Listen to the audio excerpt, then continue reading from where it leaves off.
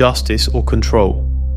It's a question that haunts every courthouse, every throne room, every moment someone in authority tells you what you can and cannot do. When you follow a law, are you being protected or controlled? When you break one, are you a criminal or are you free? Over the next hour, you'll drift through thousands of years, from Babylon's stone laws to Greece's questions, Rome's iron order, and medieval trials where survival decided truth. You'll witness the trials that shaped history: Socrates choosing death, Dred Scott denied humanity, Nuremberg confronting unimaginable evil, Brown versus Board beginning repair, Citizens United expanding corporate power. So let yourself drift backward now, backward through the centuries, beyond the laws you know, beyond the courts and constitutions. Let's begin where all law begins, in the human heart's desperate need for justice, or perhaps for something else entirely. In the beginning, there was only strength, physical strength, the strength of the arm that could swing a club, the legs that could run faster, the voice that could shout louder. Early humans lived in small bands, family groups held together by blood and immediate survival needs. And within these groups, a rough kind of order existed. The order of dominance, of hierarchy, of whoever could impose their will upon others. But this order was fragile. It broke down at the edges. When two groups met, when resources became scarce, when personal grievances boiled over into violence, there was no framework for resolution. There was only escalation. A theft led to a beating led to a killing led to a blood feud that could consume generations, burning through families like wildfire through dry grass.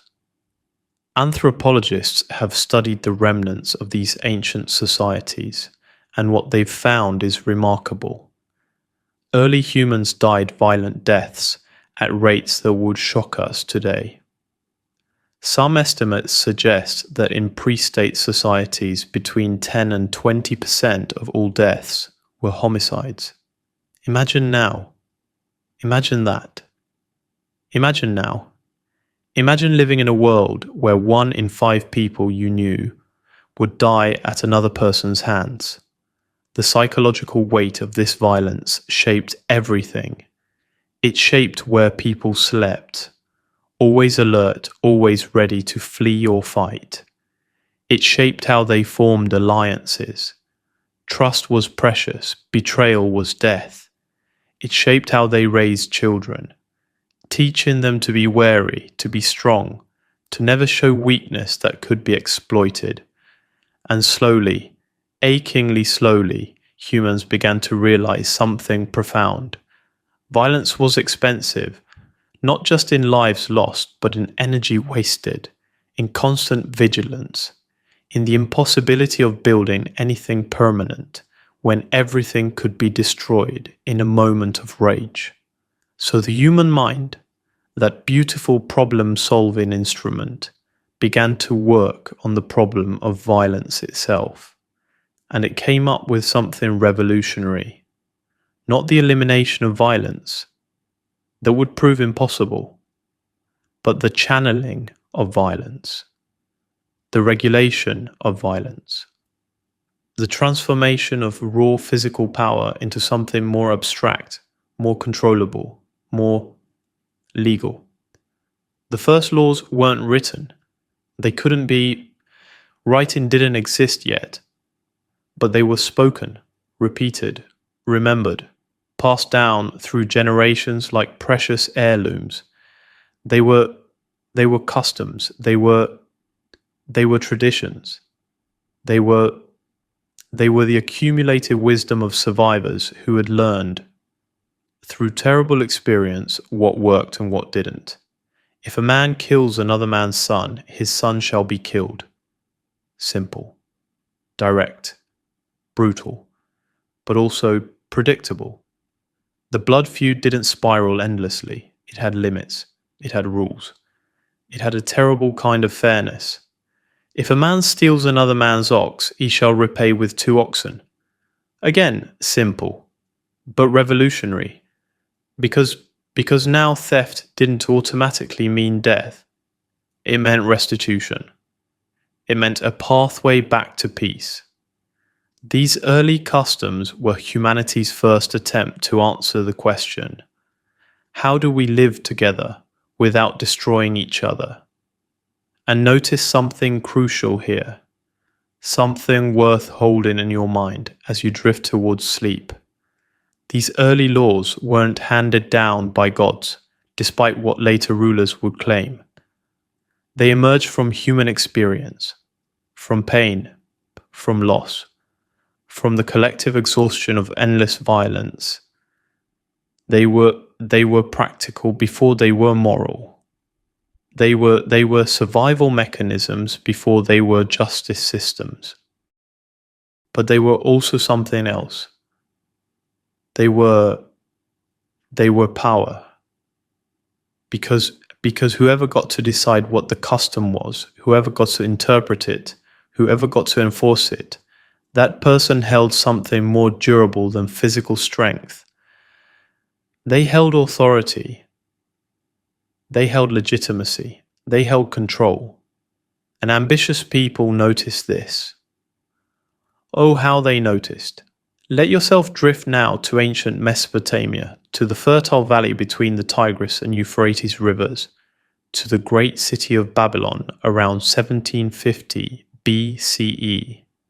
The air is thick with heat and dust. The streets bustle with merchants and slaves, priests and soldiers. And in the palace, a king named Hammurabi is about to do something that will echo through all of human history. He's going to write down the law. Now, laws had been written before. Fragments survived from earlier Mesopotamian rulers. But Hammurabi did something different. He created a comprehensive code. 282 laws covering everything from property rights to marriage contracts, from business disputes to criminal punishment. And then brilliantly, he had this code carved onto a massive stone stele, 8 feet tall, and placed in a public space where anyone could see it. Well, anyone who could read, which wasn't many people. And that's our first lesson in the psychology of written law. Hammurabi proclaimed that these laws came from Shamash, the sun god of justice.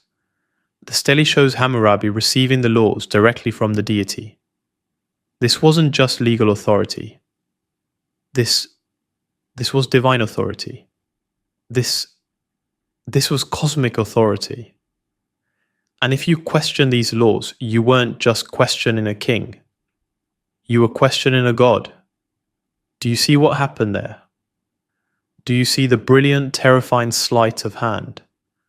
Human laws, created by human beings for human purposes, were transformed into divine commandments, unchangeable, unquestionable, eternal. But let's look at what these laws actually said, because they reveal so much about who law was designed to protect and who it was designed to control. If a man puts out the eye of another man, his eye shall be put out. This is where we get an eye for an eye, and it sounds harsh to modern ears. But here's the psychological insight that's easy to miss. This law was actually limiting revenge. Before this, if someone put out your eye, you might kill them, kill their family, burn their house. The law of equivalent retaliation was merciful compared to unlimited vengeance. But, now look at this. If a man puts out the eye of a freed slave, he shall pay 1/2 his value. If he puts out the eye of another man's slave, he shall pay 1/2 the slave's value. Do you see it? Justice wasn't equal. It was stratified. A slave's eye was worth less than a free person's eye. And the payment didn't even go to the slave. It went to the owner as compensation for damaged property. Or this one: if a builder builds a house for someone and does not construct it properly, and the house collapses and kills its owner, then that builder shall be put to death. If it kills the son of the owner, the son of that builder shall be put to death. Think about this. Think about the psychology here. Think about this. Think about the builder's son who had nothing to do with the construction, but who would die for his father's negligence. Think about this. Think about how this law made every person responsible not just for their own actions, but for their family's safety. Think about this. Think about how this created a society where children monitored their parents' work, where wives questioned their husbands' craftsmanship, where fear radiated outward from every professional choice. This was control, brilliant, effective, civilization building control. Because it worked, Babylon thrived. Buildings became sturdier. Contracts became more reliable. Trade flourished. People could plan for the future with some confidence that agreements made today would be honored tomorrow. But at what cost? At the cost of equality, at the cost of individual rights, at the cost of any notion that all humans had equal value before the law. And here's what's psychologically fascinating. Most people in Babylon probably didn't question this. They grew up with these laws. They internalized them. The stratification felt natural, felt right, felt like the way things had always been and would always be. The slave who lost an eye and saw his master compensated with silver probably didn't think, this is unjust. He probably thought, at least there's a law, at least there's order, at least I know what to expect. This is the seductive power of law. It creates predictability, and humans crave predictability so deeply that will often accept unjust predictability over chaotic fairness. We'll accept a system that treats us as less than equal as long as we know the rules and can navigate them. Hammurabi understood this. He understood that law wasn't primarily about justice. It was about stability. It was about creating a framework where trade could happen, where property could accumulate, where civilization could build upon itself a generation after generation. And it worked. For him, for the merchants, for the property owners, for the people who had something to protect, for the slaves, for the poor, for the powerless. Law was something different. It was a cage with visible bars. It was a contract they never signed. It was a game with rules they couldn't change, played on a board tilted against them from birth. But here's the paradox that should follow you into your dreams tonight. Even that cage, even that tilted board, was better than pure chaos. Even unjust law provided more safety than no law at all. And so people accepted it. They lived within it. They even defended it because the alternative, the return to violent uncertainty, was too terrifying to contemplate. Hammurabi's code remained in effect for centuries. Long after Hammurabi died, long after Babylon fell, the principle remained. Written law, backed by divine authority, enforced by state power, was the foundation of civilization. Justice or control. In Hammurabi's Babylon, it was clearly control, but it was control that enough people benefited from that it felt like justice. And that feeling, that comfortable confusion between order and fairness, would echo through every legal system that followed. Let your mind rest on this for a moment. Let it settle like dust after a sandstorm. Because we're about to travel west to ancient Egypt, where law took a different form, one wrapped in the concept of cosmic balance, of Ma'at, of the universe itself as a legal system. Ancient Egypt, Ma'at and the Feather of Truth, 22 to 32.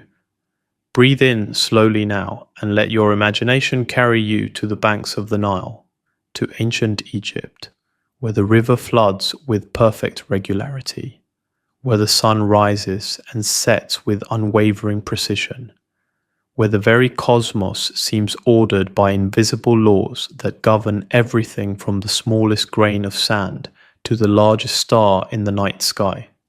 The ancient Egyptians didn't see law the way the Babylonians did. For them, law wasn't just human agreement, codified into rules. Law was woven into the fabric of reality itself. They called it Ma'at. Ma'at was truth. Ma'at was justice. Ma'at was balance. Ma'at was order. Ma'at was the way things should be, the natural harmony of the universe, the cosmic principle that kept the sun rising and the Nile flooding and society functioning. And Ma'at was also a goddess, depicted as a woman with an ostrich feather on her head. That feather would become one of the most powerful symbols in human legal history. Here's what the Egyptians believed. When you died, your heart would be weighed against the feather of Ma'at.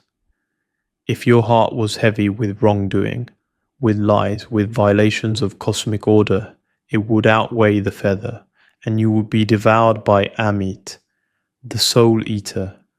But if your heart was light, if you had lived in accordance with Ma'at, you would pass into the blessed afterlife. Think about this. Think about the psychological power of this belief. Think about this. Think about how it makes every action, every choice, every decision a legal matter with eternal consequences. You're not just obeying human laws to avoid human punishment. You're aligning yourself with the fundamental order of the universe itself. You're living in a way that will literally be weighed after death. This is law as cosmology. This is law as religion. This is law as the very structure of existence. And who interpreted Ma'at? Who decided what balanced the cosmic scales? The Pharaoh? The living God? The incarnation of Horus on earth? The Pharaoh was the law, because the Pharaoh was divine and Ma'at was divine, and therefore the Pharaoh's will was Ma'at, made manifest. Do you see the pattern emerging? In Babylon, law came from the gods through the king. In Egypt, law was the king because the king was God. Different approaches, same result. Absolute authority, unchallengeable power, control dressed in the robes of cosmic necessity. But here's where it gets psychologically interesting. Egyptian law, for all its divine pretensions, was actually quite practical.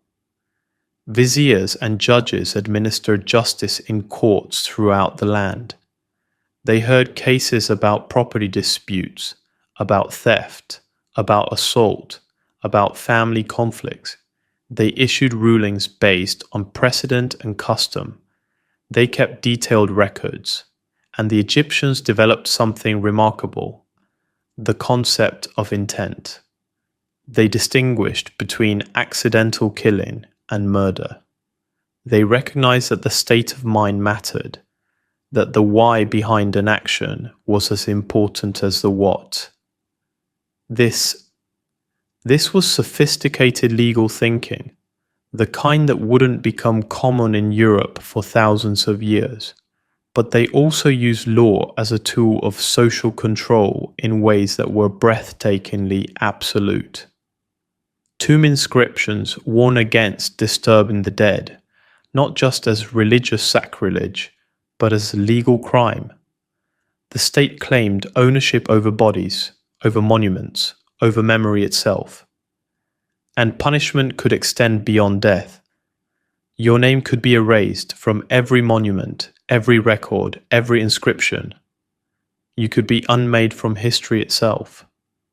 This was the punishment given to Hatshepsut, one of Egypt's few female pharaohs. After her death, her stepson Thutmose III had her name chiseled off monuments, her statues destroyed, her very existence scrubbed from official records. It wasn't enough to end her physical life. The law reached beyond death to end her historical life, her memorial life, her immortal life. Imagine now. Imagine being an Egyptian citizen watching this happen. Imagine now. Imagine understanding that law was so powerful it could reach beyond the grave, that punishment could extend into eternity, that even your memory could be made illegal. How would that shape your behavior? How would that shape your ambitions? How would that shape your willingness to question authority? It would make you very, very careful. It would make you very, very compliant. It would make you internalize the law so deeply that you monitored your own thoughts, policed your own heart, weighed yourself against the feather before anyone else could. This is the ultimate achievement of law as control. When people control themselves, when the external law becomes internal conscience, when you don't need judges and police because everyone has become their own judge, their own police. And yet there are records of rebellion. There are records of strikes. Yes, strikes in ancient Egypt. Workers who built the tombs in the Valley of the Kings went on strike when their rations weren't delivered. They marched. They protested. They demanded their rights under the law, and they got them. Because even in ancient Egypt, even under absolute divine kingship, there was a recognition that law had to serve some minimal function of fairness, or it would break down entirely. You could claim cosmic authority, but if the workers starved, the tombs didn't get built. If the farmers rebelled, the crops didn't get harvested. If the soldiers mutinied, the empire crumbled. So even in systems of pure control, justice had to exist in small spaces, in limited ways, enough to keep the system functioning, enough to make it bearable. This is the dance that law has always performed, between pure control and minimal justice, between absolute authority and functional fairness, between what the powerful want and what the powerless will tolerate before they break. And the Egyptians perfected this dance for 3,000 years. 3,000 years of stability, of continuity, of civilization that outlasted empires and dynasties and conquerors, all built on the foundation of Ma'at, of cosmic law, of the feather weighing against the heart. As you drift deeper into rest now, let yourself feel the weight of your own heart. Let yourself imagine it being weighed against a feather. What would the scales show? What laws have you broken? What cosmic order have you disrupted? What truth have you violated? Or perhaps what unjust laws have you questioned? What cosmic order have you refused to accept? What truth have you spoken that power didn't want to hear? Because that's the other side of the Egyptian story. Ma'at wasn't just control. It was also an ideal.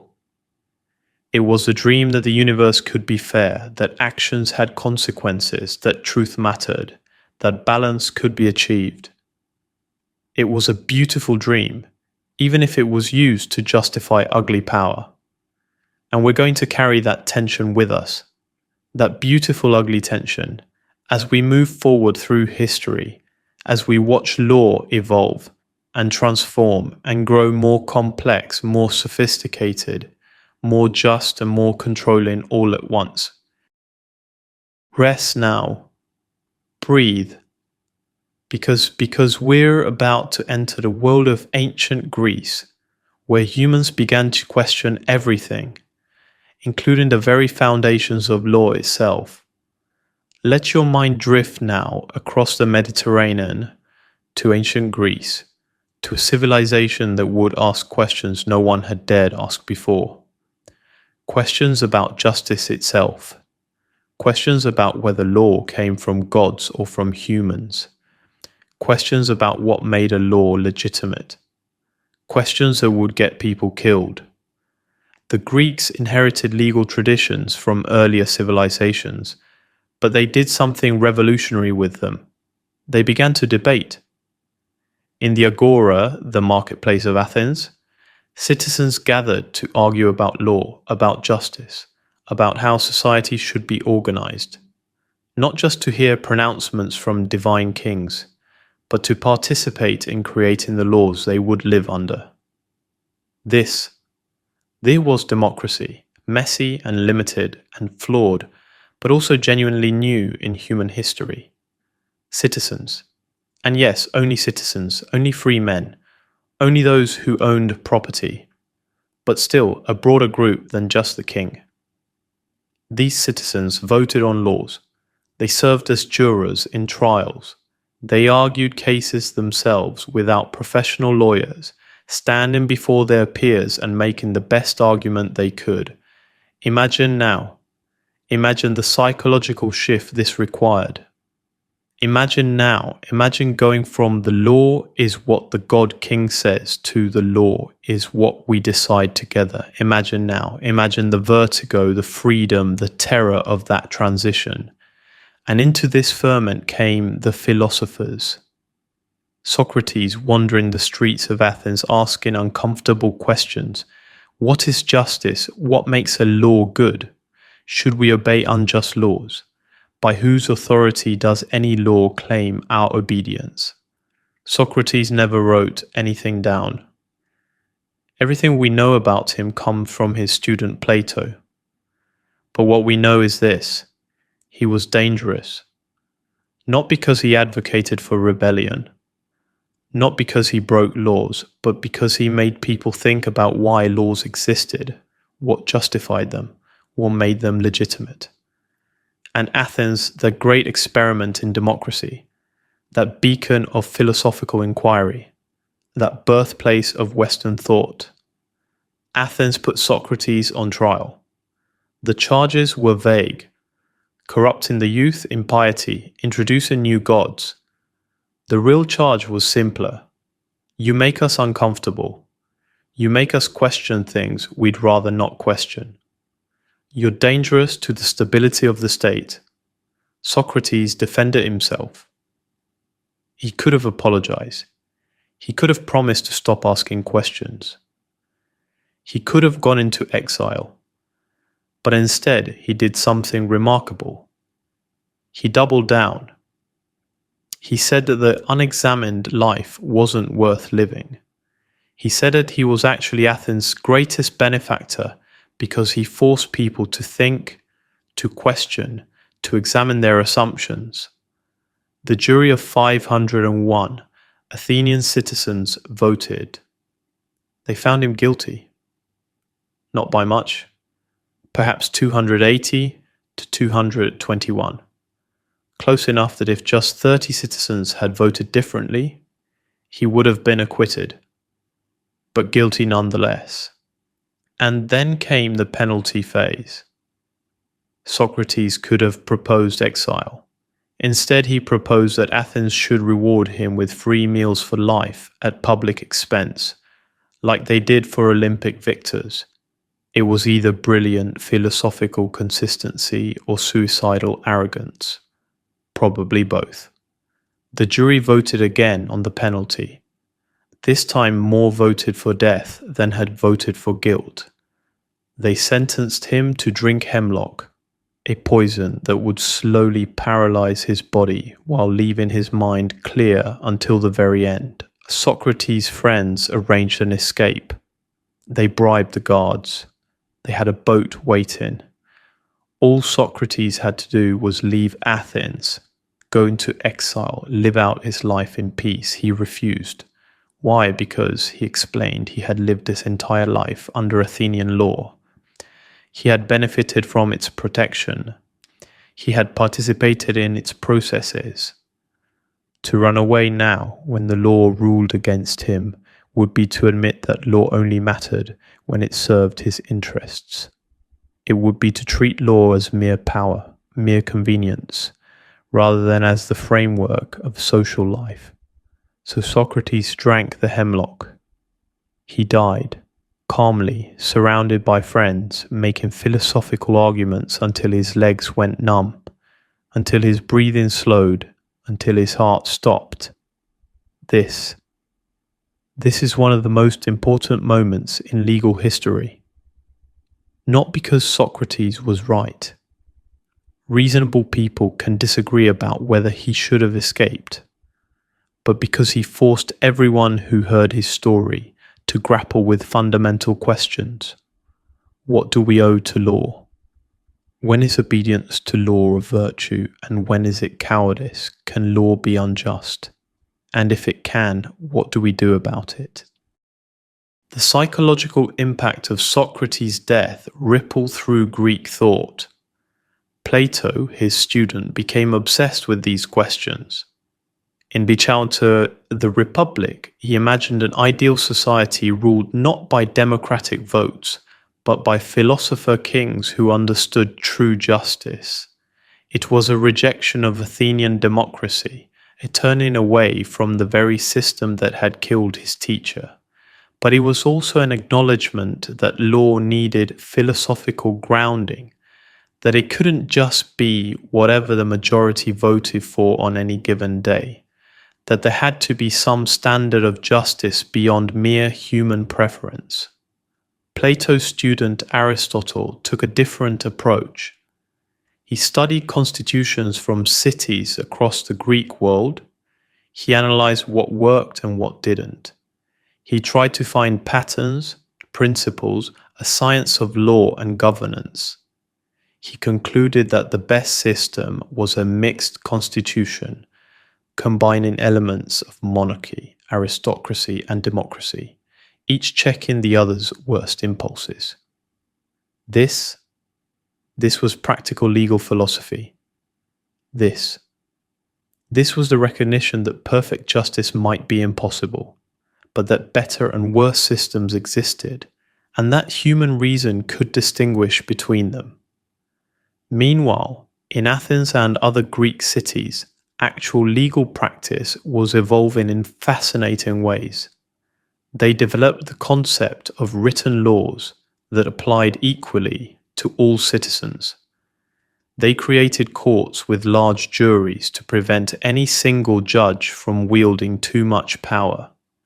They allowed citizens to prosecute crimes directly rather than relying on state officials. And they recognized in a limited way that laws could be unjust and could be changed. The Athenian assembly regularly revised laws, repealing old ones and creating new ones. It was chaotic, sometimes contradictory, often inefficient, but it was also alive, responsive, human. But let's not romanticize this too much. Greek law protected property rights fiercely, but treated slaves as property. It gave citizens political rights, but defined citizenship narrowly, excluding women, foreigners, and anyone born to non-citizen parents. It valued philosophical debate, but could sentence philosophers to death when their questions became too uncomfortable. And Greek cities were constantly at war with each other, forming and breaking alliances, conquering as being conquered. Law provided order within each city, but between cities, it was still the law of the jungle. The strong did what they could, and the weak suffered what they must. This is what the Athenian envoys told the people of Melos, according to Thucydides. Melos wanted to remain neutral in the war between Athens and Sparta. Athens demanded their surrender. The Melians appealed to justice, to fairness, to the gods. The Athenians replied that justice only exists between equals in power, and that the strong rule however they see fit. Melos refused to surrender. Athens besieged the city, starved it into submission, then killed all the men and enslaved all the women and children. This is the dark side of Greek legal thought.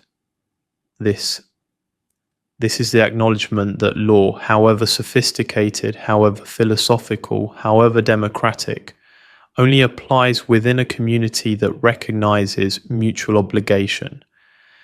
Outside that community, it's still just power. And this raises questions for ambitious people, questions worth contemplating as you drift towards sleep. When you're inside the legal community, protected by its rules, it's easy to praise law and justice. But what about when you're outside?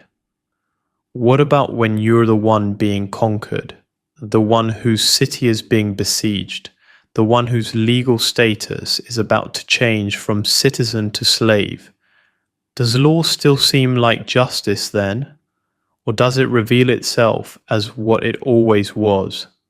A tool of the powerful, a weapon dressed in philosophical language, a mechanism of control that only pretends to be fair.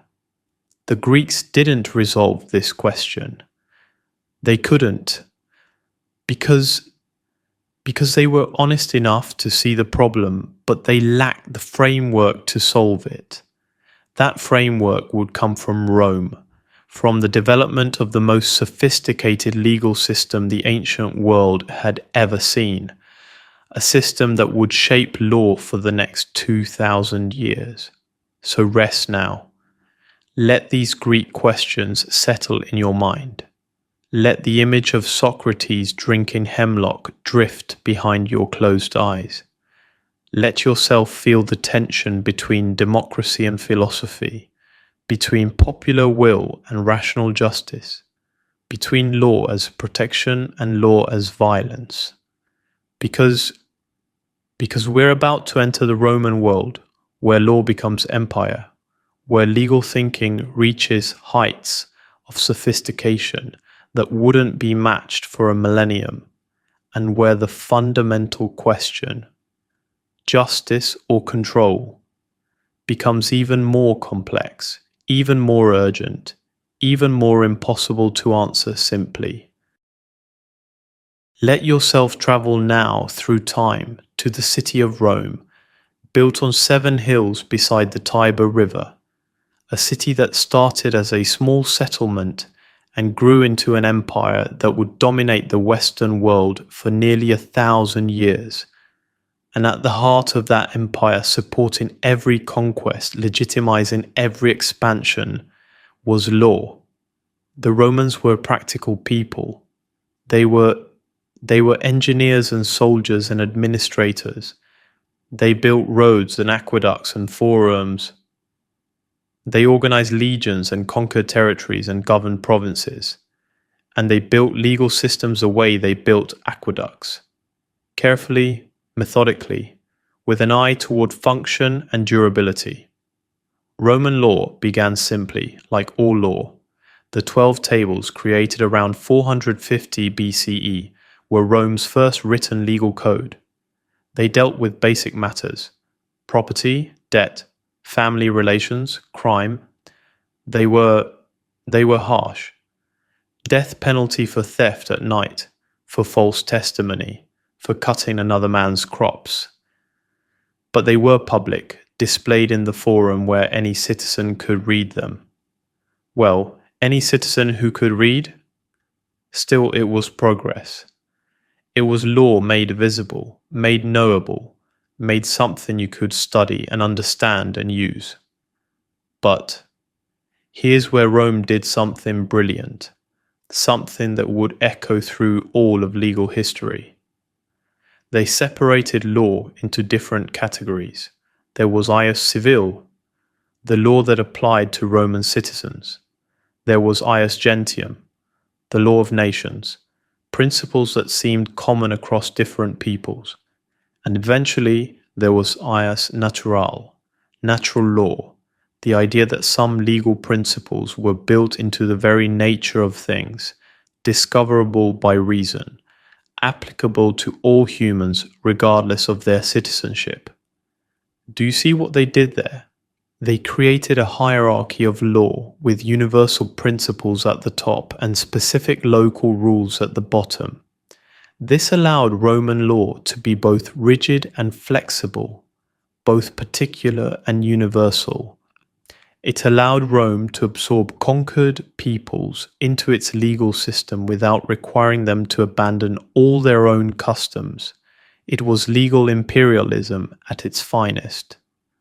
Join Rome, accept Roman citizenship, and you get access to Roman law, to Roman courts, to the protection and privileges of the most sophisticated legal system in the world.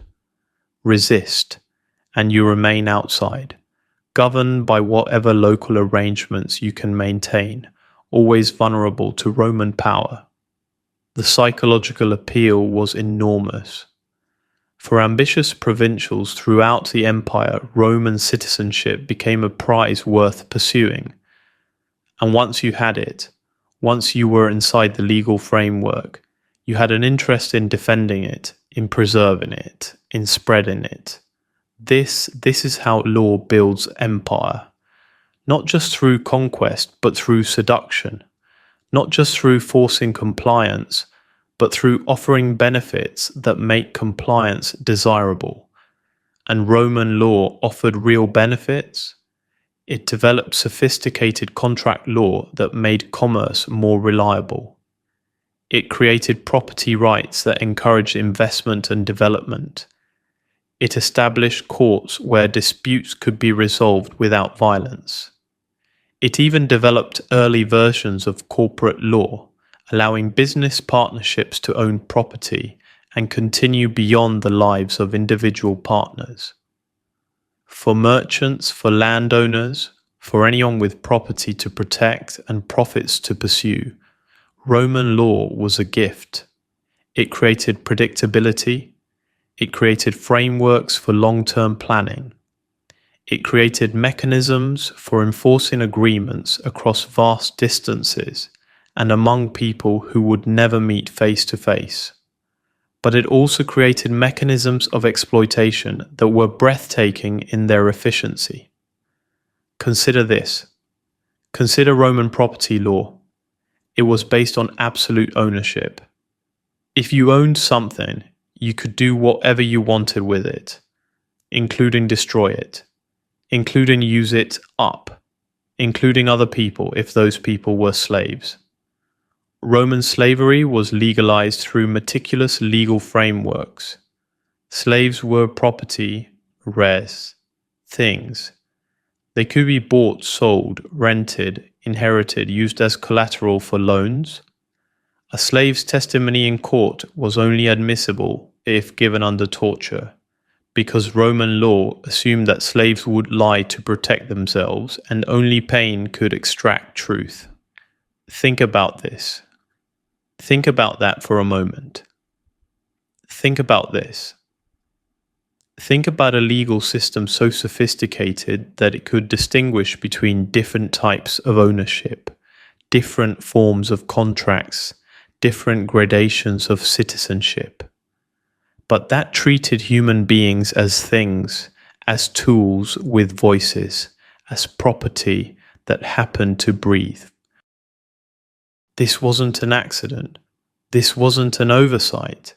This was a law working exactly as intended, because slavery was fundamental to the Roman economy.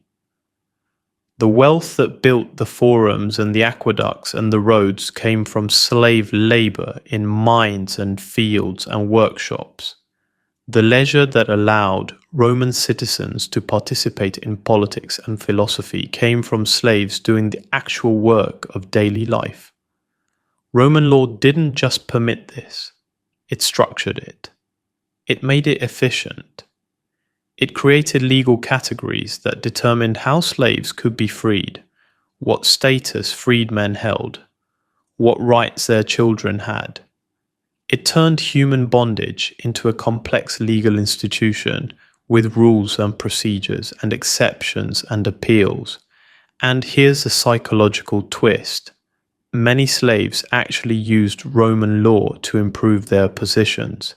They saved money to buy their freedom. They made contracts with their masters about the terms of eventual manumission.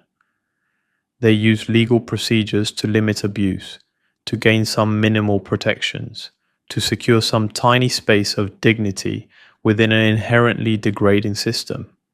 This is law's terrible seduction again.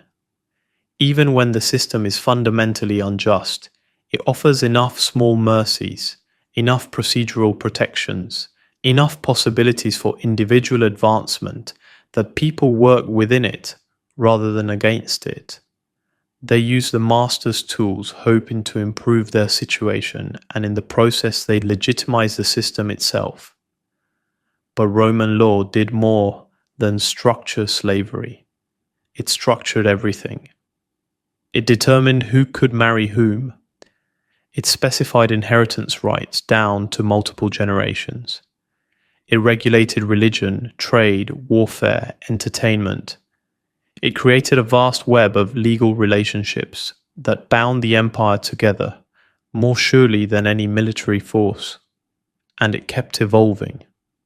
Roman law wasn't static. Praetors, the magistrates who administered law, could issue edicts modifying how laws applied. Legal scholars wrote extensive commentaries analyzing principles and resolving contradictions. Emperors issued rescripts, official responses to legal questions that became binding precedent.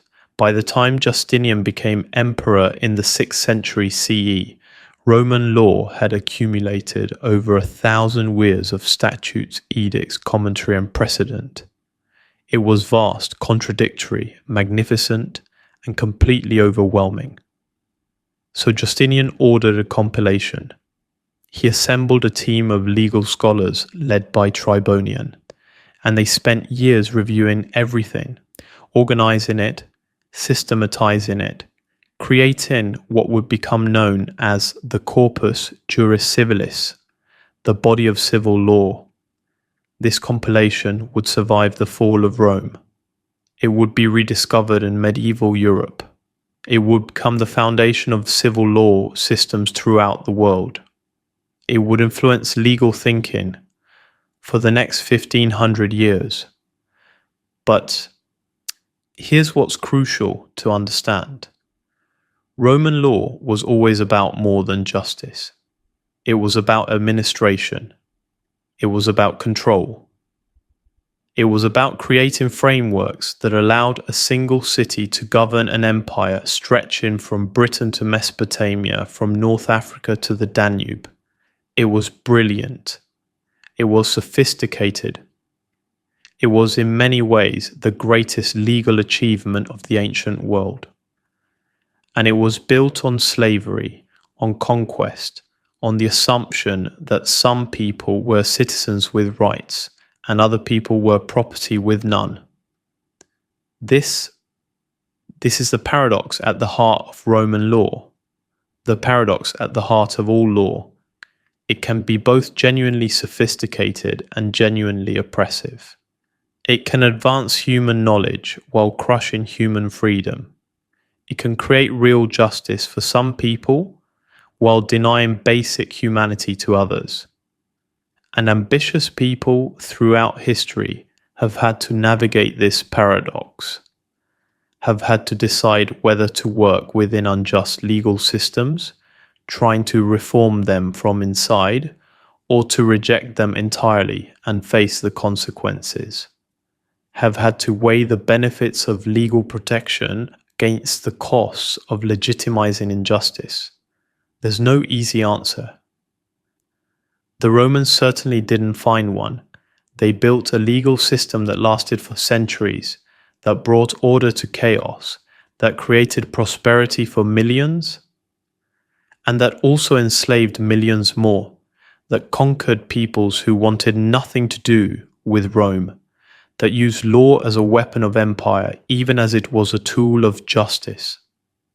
As the Roman Empire fell, as the Western world descended into what we call the Dark Ages, Roman law survived.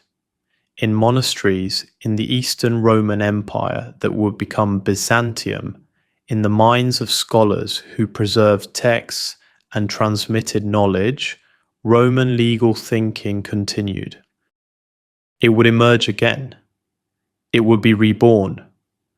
But it would emerge into a world transformed, a world where law had taken on new dimensions, new complications, new tensions between earthly justice and divine command. Let yourself rest now in this moment between ancient and medieval, between the fall of one legal order and the rise of another. Let your breathing slow, let your muscles soften, because we're about to enter a world where law becomes tangled with religion, where justice becomes inseparable from salvation, where the question of control versus justice takes on eternal dimensions. Drift backward now into the medieval world, into the centuries after Rome fell, when Europe fragmented into countless kingdoms and duchies and principalities, when the legal certainty of Roman rule gave way to a patchwork of local customs, feudal obligations, and raw power barely constrained by any law at all. This was a world where most people never travelled more than a few miles from where they were born, where literacy was rare and confined mainly to clergy, where local lords held power over the peasants who worked their land, power that was nearly absolute, limited only by custom and the lord's own self-interest in keeping his workers alive and productive. Law in this world was fragmented, local, often unwritten, but one institution spanned the entire fragmented landscape, the church, and the church brought with it a legal system of its own, canon law, based partly on Roman precedents, but infused with Christian theology and divine command. Here's where law took a fascinating turn. Because now you had two legal systems operating side by side, sometimes cooperating, sometimes competing. Secular law administered by kings and lords, and ecclesiastical law administered by bishops and church courts. If you committed a crime, which court would try you? It depended on what the crime was, on who you were, on what you could afford, on whose protection you claimed. Clergy could claim benefit of clergy and demand to be tried in church courts, which were generally more lenient. But even lay people could sometimes access church courts for matters like marriage, wills, and moral offences. This created opportunities for the clever and the connected. If you didn't like the ruling in one court, you might appeal to another. If secular authorities pursued you, you might claim sanctuary in a church, a sacred space where, by tradition and law, secular power couldn't reach you. But it also created terrifying possibilities. You could be caught between competing authorities, each claiming jurisdiction, each threatening punishment. You could be tried for the same offence in multiple courts, facing multiple penalties. You could be declared a heretic by the church and burned at the stake with full legal sanction. And trial procedures in this era were unlike anything we'd recognize as justice today. Let yourself imagine you've been accused of theft in medieval England. You deny it. How is your innocence or guilt determined? In early medieval times, you might be subjected to trial by ordeal. Trial by hot iron. You carry a red hot iron bar for a specified distance. Your hand is then bandaged. 3 days later, the bandage is removed. If your burn is healing cleanly, God has shown your innocence. If it's infected, you're guilty. Or trial by cold water, you're bound and thrown into a blessed pool. If you sink, you're innocent, because the pure water accepts you. If you float, you're guilty, because the water rejects your corrupted body. Of course, if you sink, you might drown before you can be pulled out, but at least you died innocent. Or trial by combat, you fight your accuser. Whoever wins was favored by God and therefore right. If you're a woman or a priest or too old or sick to fight, you can hire a champion to fight for you, if you can afford one. Think about this. Think about the psychology of this. Think about this. Think about living in a world where justice is determined by whether your infected burn heals in 3 days, where your legal status depends on whether you sink or float, where truth is established by who wins a fight. This seems insane to us now, barbaric, irrational. But to medieval people it made perfect sense because they truly believed that God governed everything, that nothing happened without divine will, that an ordeal wasn't just a physical test, but a sacred ritual where God revealed truth directly. The priest blessed the water or the iron. Prayers were said. The entire proceeding was a religious ceremony as much as a legal procedure. And psychologically, this belief had power. If you were truly innocent and truly believed that God would protect you, you might survive the ordeal. Not through miracle, but through the psychosomatic effects of faith. Less stress, better immune response, faster healing. Meanwhile, if you were guilty and terrified, your body would respond differently. More inflammation, slower healing, visible signs of God's judgment. In a way, trial by ordeal was a primitive lie detector. Not accurate, not reliable, but not completely random either. It detected belief and fear and guilt, even if it couldn't actually detect truth. But here's the darker reality. Trial by ordeal was often a matter of negotiation.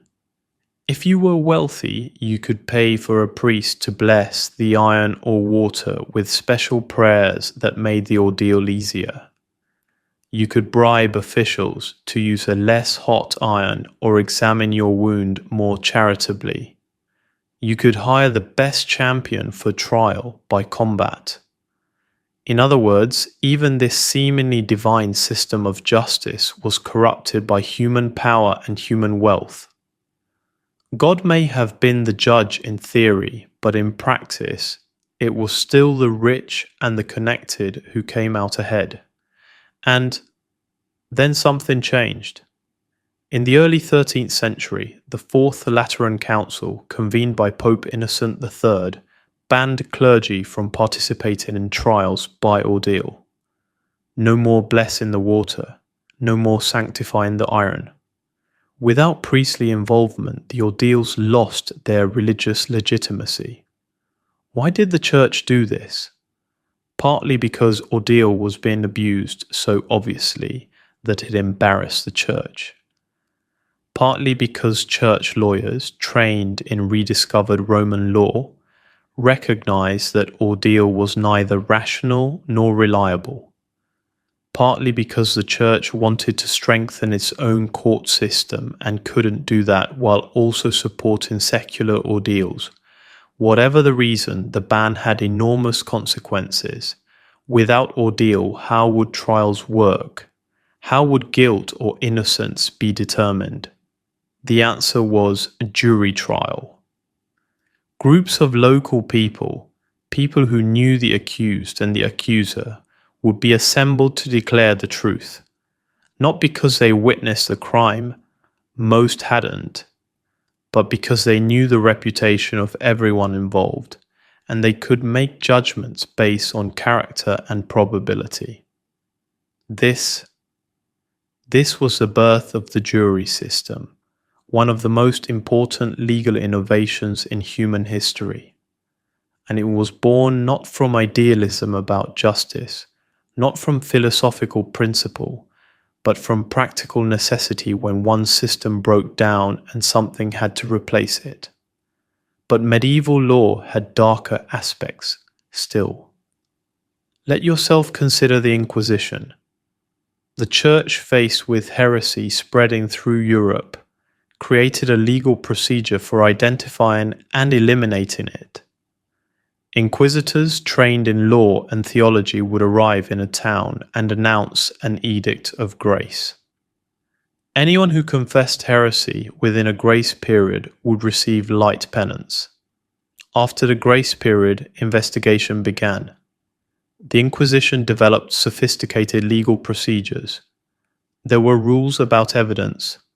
There were multiple levels of suspicion: slight, vehement, violent, definite. There were opportunities for recantation. There were standards of proof, but there was also torture. Legally sanctioned torture, carefully regulated, with procedures about how it could be applied and for how long. The theory was that torture wasn't punishment. It was investigation. It was a way of discovering truth when other evidence was insufficient. And confessions under torture were only valid if repeated freely afterward.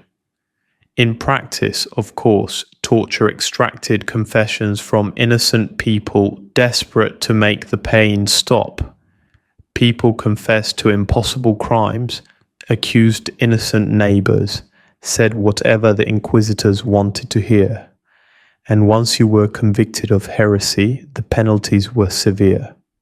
You might be required to wear a yellow cross for the rest of your life, marking you as a former heretic. You might have all your property confiscated. You might be imprisoned. Or you might be relaxed to the secular arm, which meant handed over to civil authorities to be burned alive. The psychological impact of the Inquisition on medieval society was profound. It created an atmosphere of suspicion where neighbors informed on neighbors. It made people afraid to express doubts or ask questions. It made law an instrument of terror, where the mere accusation of heresy could destroy your life even if you were eventually cleared. But here's what's important to understand. The Inquisition didn't see itself as unjust. It saw itself as protecting souls. Better to torture a body to save a soul than to let heresy spread and damn entire communities to hell. Better to burn 100 heretics than to let false doctrine corrupt the faithful. This was justice from their perspective. This was law serving its highest purpose, enforcing divine truth. This is the danger when law becomes absolute, when it claims to serve ultimate truth rather than human welfare. Whether that ultimate truth is religious or political or ideological, once law stops being a practical tool for managing human conflict and becomes instead a weapon for enforcing cosmic correctness, the results are consistently terrible. And yet, even in the medieval period, even with trial by ordeal and inquisition and feudal oppression, law served important functions. It created spaces where disputes could be resolved without blood feuds. It established procedures that limited arbitrary violence. It preserved knowledge and developed principles that would matter later. The medieval period also saw the development of Magna Carta in 1215, a document that would become mythologized far beyond its actual content. In reality, Magna Carta was an agreement between King John of England and rebellious barons, mostly about protecting baronial rights. But it included clauses that would echo through history. No free man shall be imprisoned or punished, except by the lawful judgment of his peers, or by the law of the land. This wasn't democracy. This wasn't universal rights. This was aristocrats protecting themselves from royal power. But it established a principle. Even the king is subject to law. Even the king doesn't have absolute authority. There's something above royal power, something we call law, something that constrains everyone. The barons who forced John to sign Magna Carta weren't thinking about justice for peasants or rights for the poor. They were protecting their own power and property, but they articulated a principle that others would later use for broader purposes. They created a tool that could be turned to uses they never imagined. This happens again and again in legal history. Law is created by the powerful to protect their interests. But once created, once articulated as principle rather than mere command, it develops a life of its own. People can point to it and say, "You said law applies to everyone, so it must apply to these people too. You said these rights exist, so they must exist for us as well." Law becomes a language that can be used against those who created it. And that language, that framework, becomes a battlefield where fights for justice can be waged even within systems designed for control. As medieval Europe slowly transitioned into the Renaissance and then the Enlightenment, as trade expanded and cities grew and literacy spread and printing presses distributed ideas faster than any authority could contain them, law began to change again. The absolute certainties of divine command began to be questioned. New ideas about natural rights, about social contracts, about the consent of the governed began to circulate. Let yourself rest in this moment of transition. Let yourself feel the weight of centuries of legal development pressing forward toward something new, something revolutionary, something that would transform how humans thought about law and justice and power. Because we're about to enter the age of revolution, the age when people stopped accepting that law came from God or kings and started insisting that law came from the people themselves, from human reason, from natural rights that existed prior to any government. And that shift, that fundamental reconception of law's source and purpose, would shake the world. Before we continue, dear listener, if you're finding value in this journey through legal history, if these questions about justice and control resonate with you, consider taking a moment to like this video and subscribe to the channel. Share it with someone who might find these explorations meaningful. Your support allows us to continue creating content that helps ambitious minds like yours understand the systems that shape our world. Now, let's continue our journey into the age of enlightenment. Let your mind drift now into the 17th and 18th centuries, into coffee houses and salons where new ideas circulated like wildfire, into a world where printing presses spread thoughts faster than any authority could suppress them, into an age that would fundamentally reimagine the relationship between law, power, and human rights. The Enlightenment didn't happen all at once. It was a gradual awakening, a slow realization that dawned across Europe and its colonies. Maybe law doesn't come from God. Maybe it doesn't come from the king. Maybe it comes from human reason itself, from natural rights that exist prior to any government, from principles discoverable by rational thought. This was revolutionary. This was dangerous. This would get people killed and destroy kingdoms and birth new nations. Let yourself settle into the mind of Thomas Hobbes, writing Leviathan in the 1650s during the chaos of the English Civil War. Hobbes saw humans in their natural state as engaged in a war of all against all, where life was solitary, poor, nasty, brutish, and short. Law, for Hobbes, was the solution to this horror. People agreed to give up their natural freedom to a sovereign power, the Leviathan, in exchange for security and order. This was the social contract theory. Law wasn't divinely ordained.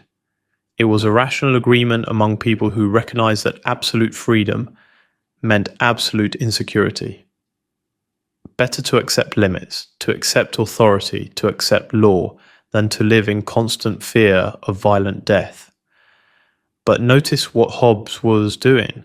He was justifying absolute monarchy, yes, but on rational grounds rather than divine right. He was saying that law's legitimacy came from its function, from what it did for people, not from where it supposedly came from. This opened a door that Hobbes himself probably didn't intend to fully open. Because once you say that law's legitimacy depends on how well it serves human needs, you've created a standard for judging law. You've created a basis for criticizing legal systems that fail to provide security, that don't fulfill their side of the social contract.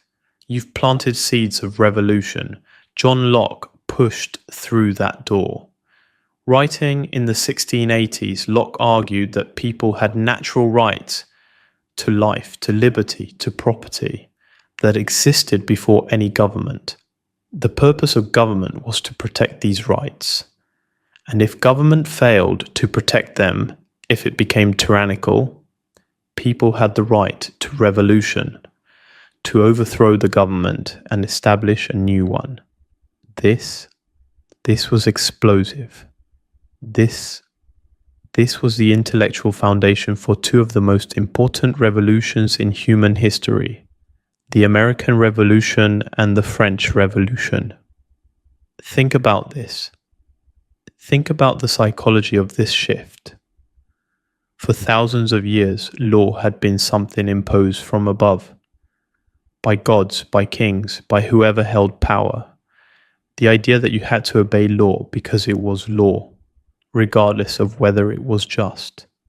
Now suddenly philosophers were saying law is legitimate only if it protects natural rights, only if it serves human welfare, only if it reflects reason and justice. And if it doesn't, you not only can resist it, you have a moral duty to resist it. The American colonists, educated in Enlightenment thinking, read this and recognized their situation. British law, they believed, was violating their natural rights. Taxation without representation, quartering of soldiers, restrictions on trade and movement. These weren't just inconveniences, they were. They were violations of fundamental rights, breaches of the social contract. The Declaration of Independence, written primarily by Thomas Jefferson in 1776, reads like, Enlightenment philosophy transformed into revolutionary manifesto. We hold these truths to be self-evident, that all men are created equal, that they are endowed by their Creator with certain unalienable rights, that among these are life, liberty, and the pursuit of happiness, that to secure these rights, governments are instituted among men, deriving their just powers from the consent of the governed. Consent of the governed. That's the key phrase. Law is legitimate only when people consent to it. Not when God ordains it, not when the king declares it, when the people agree to it. This was the most radical legal idea in human history, and it was also, like all radical ideas, applied selectively and hypocritically from the start. All men are created equal, but not enslaved men, not women, not Native Americans whose lands were being taken. The American Revolution created a legal system based on rights and consent and equality for white male property owners. The Constitution they wrote in 1787 was a brilliant legal document. It created a system of separated powers, of checks and balances, of federalism dividing authority between national and state governments. It was designed explicitly to prevent tyranny by making sure no single person or institution could accumulate too much power. But it also protected slavery. It counted enslaved people as 3/5 of a person for purposes of representation, giving slave states more power in Congress without giving enslaved people any rights.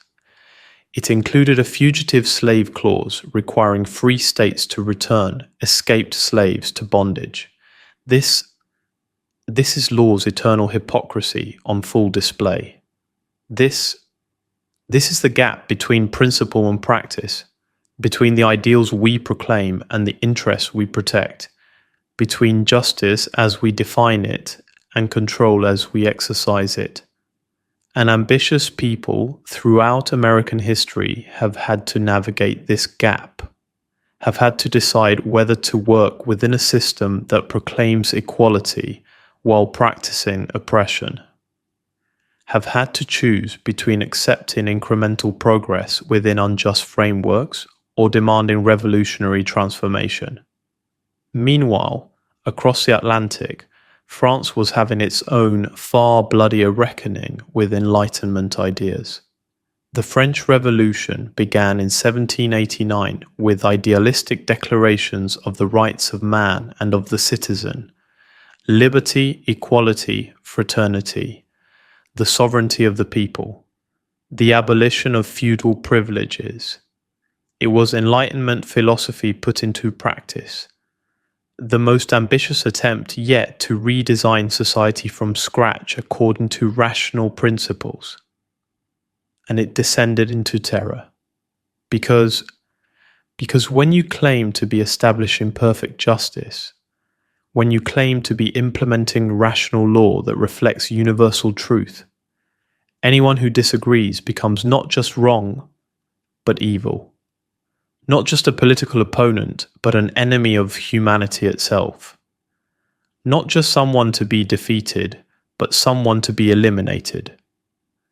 The terror, led by Robespierre and the Committee of Public Safety, used law as a weapon of ideological purification. Revolutionary tribunals condemned thousands to the guillotine.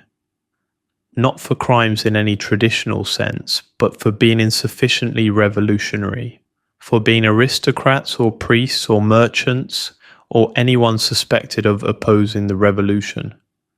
And it was all legal. All done through proper legal procedures, with trials and evidence and verdicts. The law had simply been redefined to make opposition to the revolution the highest crime imaginable. This is what happens when law becomes ideological, when it's used not to manage conflict but to enforce correctness. Whether the ideology is religious or political or economic, the result is the same. Law becomes terror, and justice becomes whatever serves the cause.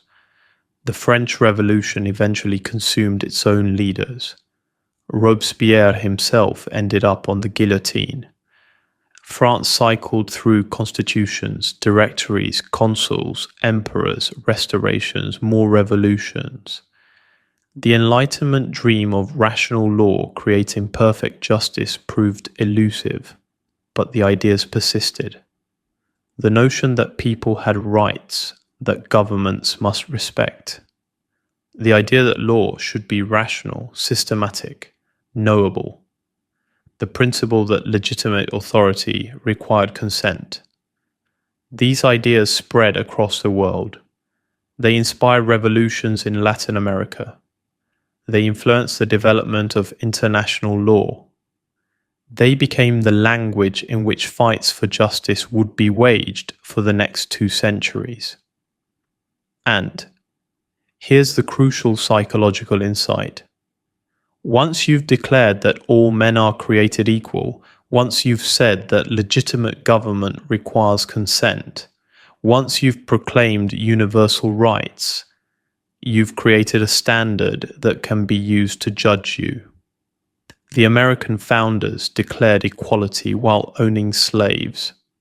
But abolitionists could point to that declaration and say, "You're violating your own principles. You've admitted that all men are created equal. Now live up to it." Women's suffrage activists could point to language about consent of the governed and ask, how can government be legitimate if half the population can't vote? Civil rights activists could invoke the Constitution's promise of equal protection and demand that it actually be enforced. The law that was created to protect elite power became a language that could be used to challenge that power. The principles proclaimed by slaveholders could be weaponized against slavery. The rights claimed by property owners could be extended to the property-less. This is law's strange alchemy. It can be both oppressive and liberating. It can enshrine injustice in one era and be used to fight injustice in the next. It all depends on who gets to interpret it, who gets to enforce it, who has the power to make law's words mean what they claim to mean. As you drift deeper into rest, now consider this. Every legal system contains within it the seeds of its own transformation. Every proclamation of principle creates a standard that can be invoked by those the system was designed to exclude. Every articulation of rights creates a vocabulary for demanding that those rights be realized. This doesn't mean progress is inevitable. It doesn't mean justice will automatically prevail. But it means the fight for justice has a framework, a language, a set of tools that can be used even within systems designed for control.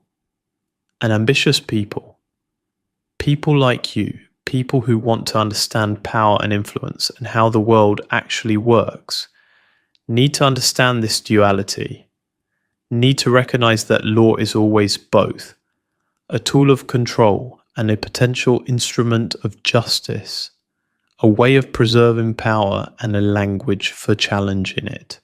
We're going to carry this understanding with us as we move forward into the 19th and 20th centuries, as we watch law grapple with industrialization, with global conflict, with the emergence of human rights as a framework for international law, with all the complex ways that legal systems have tried to balance stability and change, order and justice, control and freedom.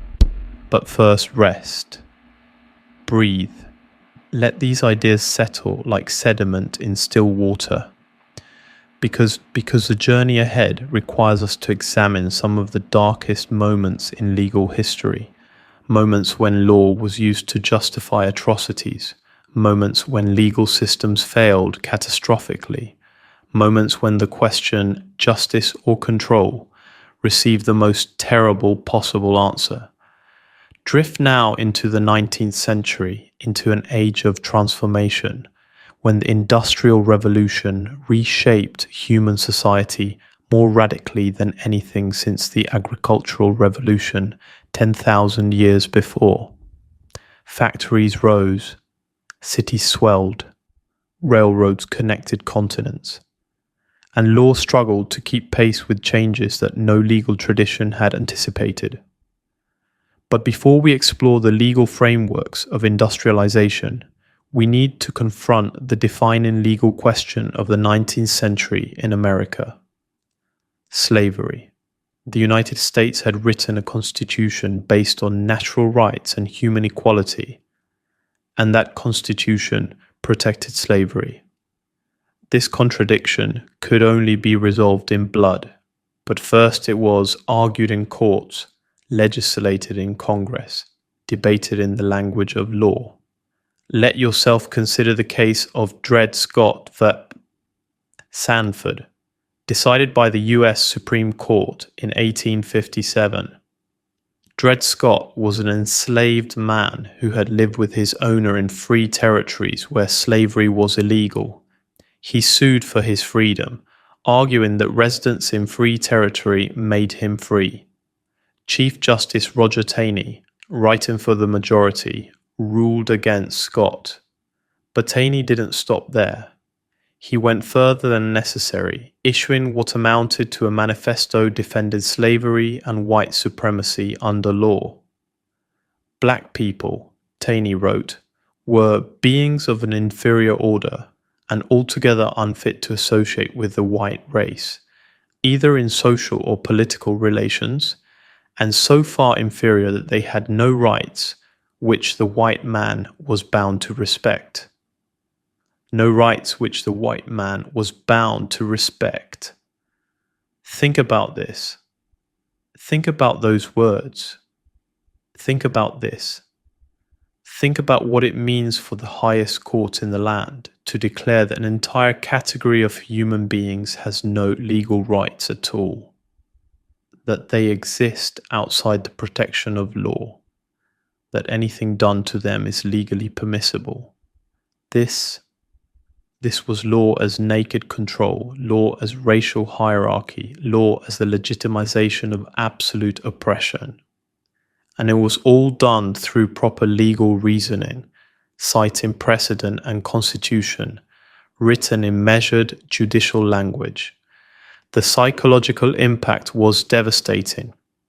For enslaved people, it meant that even living in free territory provided no protection, that the law offered no hope of freedom through legal channels, that resistance through legal means was impossible. For abolitionists, it meant that the legal system itself had become the enemy, that working within the system couldn't end slavery, that something more radical was necessary. 4 years later, the Civil War began. 600,000 Americans died. And slavery ended not through legal evolution, but through legal revolution, through the 13th Amendment abolishing slavery, the 14th Amendment guaranteeing equal protection under law, the 15th Amendment protecting voting rights. These were the Reconstruction Amendments, and they represented the most radical transformation of American law since the Constitution's adoption. They fundamentally redefined citizenship, equality, and the role of federal government in protecting rights. But here's the thing about legal transformation. It can be reversed. It can be undermined. It can be circumvented. The 14th Amendment promised equal protection. But within a generation, the Supreme Court in Plessis v. Ferguson, 1896, ruled that separate but equal was constitutional, that you could segregate people by race and still claim to be treating them equally. That law could enforce racial hierarchy while proclaiming racial equality. This was legal sophistry at its worst, but it was also legal innovation at its most insidious. Because separate but equal allowed Southern states to maintain racial oppression while claiming to comply with constitutional requirements. It allowed them to use law to enforce the very injustices that law was supposedly designed to prevent. And would stand for nearly 60 years until Brown v. Board of Education in 1954 finally recognized that separate was inherently unequal, that segregation itself was unconstitutional. But we're getting ahead of ourselves. Let's return to the 19th century, to the other great legal transformation of that era, the law of industrial capitalism. The Industrial Revolution created new legal problems that no previous system had addressed. What were the rights of workers in factories? Who was liable when industrial accidents killed or maimed workers? How should corporations be regulated? What limits, if any, existed on working hours, working conditions, child labour? The default answer in both Britain and America was almost no limits. The doctrine of freedom of contract held that employers and workers were free to negotiate whatever terms they wanted. If you didn't like the conditions, you didn't have to take the job. If you accepted the work, you accepted the risks. This sounds fair in principle, equal parties freely contracting, but in practice it was grotesquely unequal. Workers who needed wages to feed their families had no real choice. Factory owners who controlled the means of production could dictate terms. And courts enforced these free contracts even when they resulted in children working 14-hour days in dangerous conditions for pennies. The legal system was being used to legitimize exploitation, not through divine right or ancient custom, but through modern principles of individual freedom and contractual liberty. This was law as control dressed in the language of rights, but workers fought back. They organized, they struck, they demanded legal protections, and slowly, painfully, law began to change. Britain passed factory acts limiting working hours and improving conditions. Progressive era. America enacted labor laws, child labor laws, workplace safety regulations. Courts began recognizing that freedom of contract between unequal parties wasn't really freedom at all. This was law responding to social pressure, to organized resistance, to the threat of revolution if conditions didn't improve. It wasn't justice triumphing on its own. It was justice being forced into existence by people who refused to accept that law's current state was law's final state. Meanwhile, another legal innovation was transforming capitalism, the modern corporation. Corporations had existed before, but mainly as special entities created by government charter for specific purposes. In the 19th century, general incorporation laws made it easy for anyone to create a corporation. And courts, particularly in the United States, began treating corporations as legal persons with many of the same rights as natural persons. This was a profound legal fiction. A corporation isn't a person. It doesn't breathe, doesn't bleed, doesn't die. But by treating it as a person, law gave it perpetual life, limited liability for its owners, the ability to own property, to enter contracts, to sue and be sued. This legal innovation made modern capitalism possible. It allowed the accumulation of capital on scales previously impossible. It enabled the creation of vast enterprises that could operate across continents and generations. But it also created new forms of power that law struggled to control. Corporations grew to rival governments in wealth and influence. They could exploit workers, damage the environment, corrupt politics, all while hiding behind the legal fiction of corporate personhood and limited liability. And here's the psychological insight. The same legal tool that enabled economic development also enabled economic exploitation. The same legal fiction that allowed productive enterprises to flourish also allowed destructive enterprises to evade accountability. Law, once again, was both enabling and constraining, both productive and oppressive, both a tool for building civilization and a weapon for concentrating power. Ambitious people in the 19th century, people who wanted to succeed in this new industrial world, had to master these legal frameworks, had to understand how corporations worked, how contracts were enforced, how property rights functioned in a world of factories and railroads and global trade.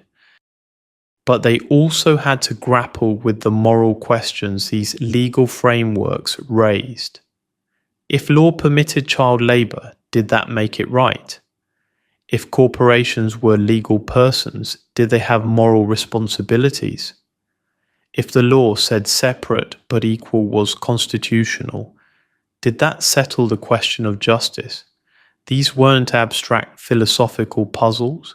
These were practical questions about how to live, how to succeed, how to accumulate power and wealth within legal systems that were simultaneously enabling opportunity and encoding oppression.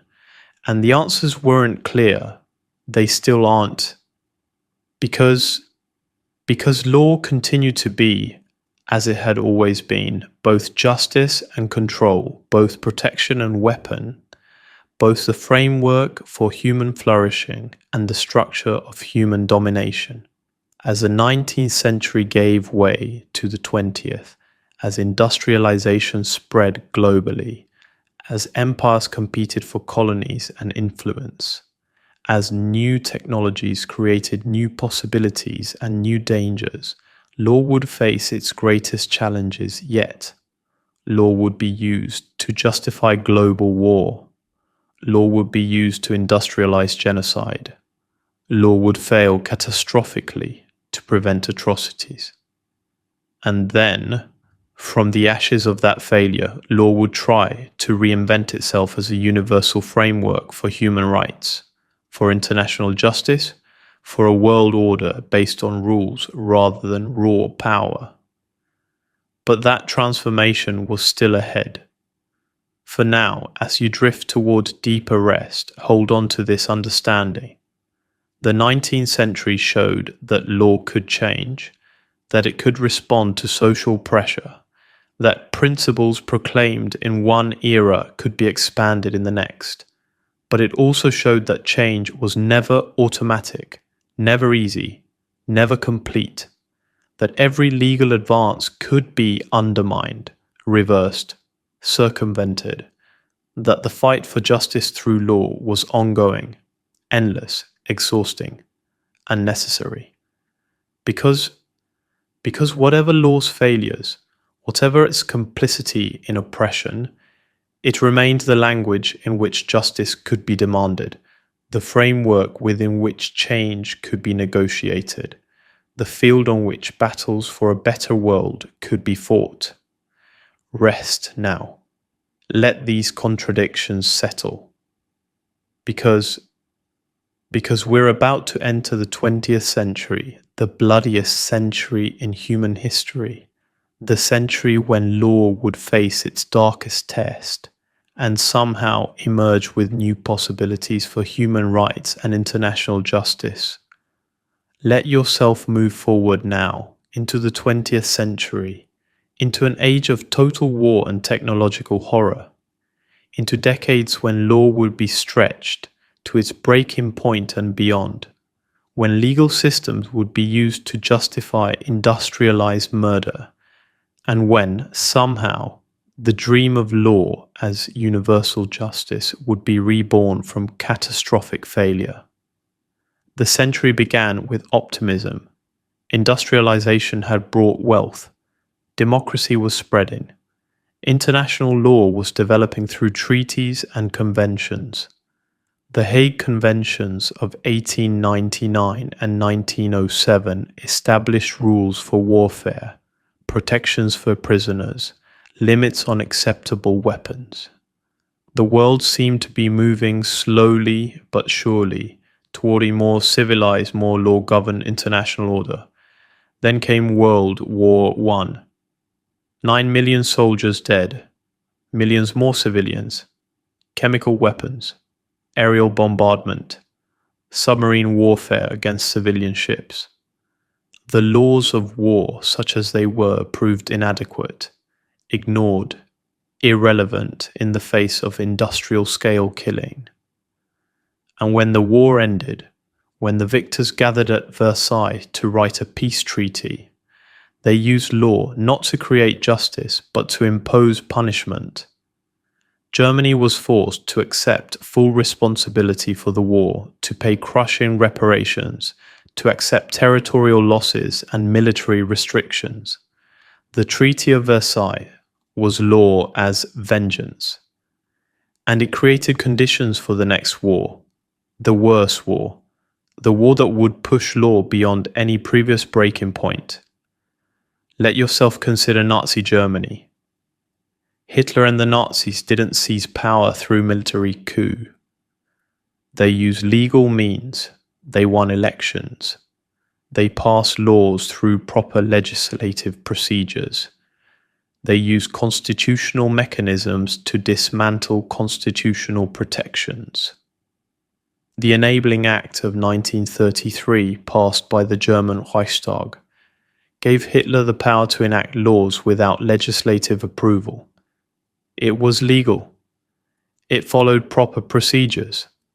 It was the legal system destroying itself through its own mechanisms. And then came the Nuremberg Laws of 1935, legal statutes properly enacted that stripped Jews of citizenship, prohibited marriage between Jews and non-Jews, defined who counted as Jewish based on ancestry. This was racial hierarchy encoded into law, not unlike Jim Crow in America, but with the systematic precision that revealed law's terrible potential for organizing oppression. And then came worse, the Holocaust, the systematic murder of 6 million Jews and millions of others.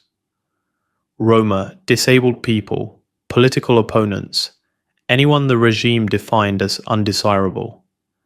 And much of it was done through law, through decrees and regulations and bureaucratic procedures. There were laws about who could be arrested, laws about where they would be sent, laws about how camps would be administered, laws about what would happen to the property of the murdered, laws about how the killings themselves would be carried out. This was law as industrialized murder, law as bureaucratized genocide, law as the ultimate instrument of control used not just to oppress but to exterminate. The psychological horror of this cannot be overstated. These were lawyers and judges and bureaucrats, educated people who had studied law, who believed in order and procedure, who used legal reasoning and legal language to organize mass murder. They weren't barbarians operating outside law. They were the legal system itself, turned toward the most monstrous purpose imaginable. And after the war, when the full scope of the Holocaust became known, the world faced a legal crisis. How do you prosecute crimes that no law had specifically prohibited? How do you hold people accountable for following the legal orders of their own government? How do you create justice for atrocities that existing law hadn't adequately addressed? The answer was the Nuremberg trials, and they represented a revolutionary moment in legal history. The International Military Tribunal at Nuremberg, established by the Allied powers, charged Nazi leaders with crimes against peace, war crimes, and crimes against humanity. This last category, crimes against humanity, was essentially new. It recognized that some acts are so fundamentally wrong that they violate law even if no specific statute prohibited them, that they offend against humanity itself regardless of what any particular legal system says. This was natural law, think in return or modern form. The idea that some principles exist above positive law, above the statutes and codes of particular nations. That law must answer to something higher than itself, some standard of basic human dignity and rights. The defendants argued that they were following orders, that everything they did was legal under German law, that victors were imposing retroactive justice, and they had a point. Nuremberg did create new legal categories and apply them retroactively. It did involve victors judging the vanquished. It was, in some technical sense, not entirely consistent with the principle that you can't be prosecuted for actions that weren't illegal when you committed them. But the alternative was worse. The alternative was to say that the Holocaust was legal because German law permitted it, that following orders was an absolute defense, that sovereigns could do whatever they wanted within their own borders, and international law had no standing to object. Nuremberg rejected that. It said that some acts are illegal regardless of what national law says, that following orders is not an excuse for crimes against humanity, that individuals, not just states, can be held accountable under international law. This was law trying to rebuild itself after catastrophic failure. Law trying to create new foundations based on human rights rather than state sovereignty. Law trying to ensure that never again wasn't just a hope, but a legal commitment. The Universal Declaration of Human Rights, adopted by the United Nations in 1948, extended this vision. It proclaimed that all human beings are born free and equal in dignity and rights, that everyone has a right to life, liberty, and security, that no one shall be subjected to torture or slavery or arbitrary arrest. These were aspirations, not enforceable law. The Declaration created no courts, no enforcement mechanisms, no penalties for violation, but it created a language, a framework, a standard against which legal systems could be judged, and slowly that framework expanded. The Genocide Convention made genocide an international crime. The Geneva Conventions updated the laws of war. The International Covenant on Civil and Political Rights and the International Covenant on Economic, Social, and Cultural Rights elaborated human rights in more detail. Regional human rights courts emerged in Europe, the Americas, Africa. This was the dream of universal law, of a world where human rights transcended national boundaries, where justice could be sought in international courts, where law served humanity rather than just serving states. But the reality fell far short of the dream. The Cold War divided the world into competing blocs, each claiming to champion human rights while ignoring violations by allies. Powerful nations refused to join international courts or submit to their jurisdiction. Genocide continued in Cambodia, Rwanda, Bosnia, while the international community watched and legal mechanisms proved inadequate. The gap between law's aspirations and law's reality had never been wider. But the aspiration mattered. The language of human rights gave activists and dissidents a vocabulary for resistance. The existence of international law, however weak, created pressure on regimes that wanted to appear legitimate. Meanwhile, in the United States, law was undergoing its own transformation through the civil rights movement. Brown v. Board of Education. In 1954, overturned Plessy v.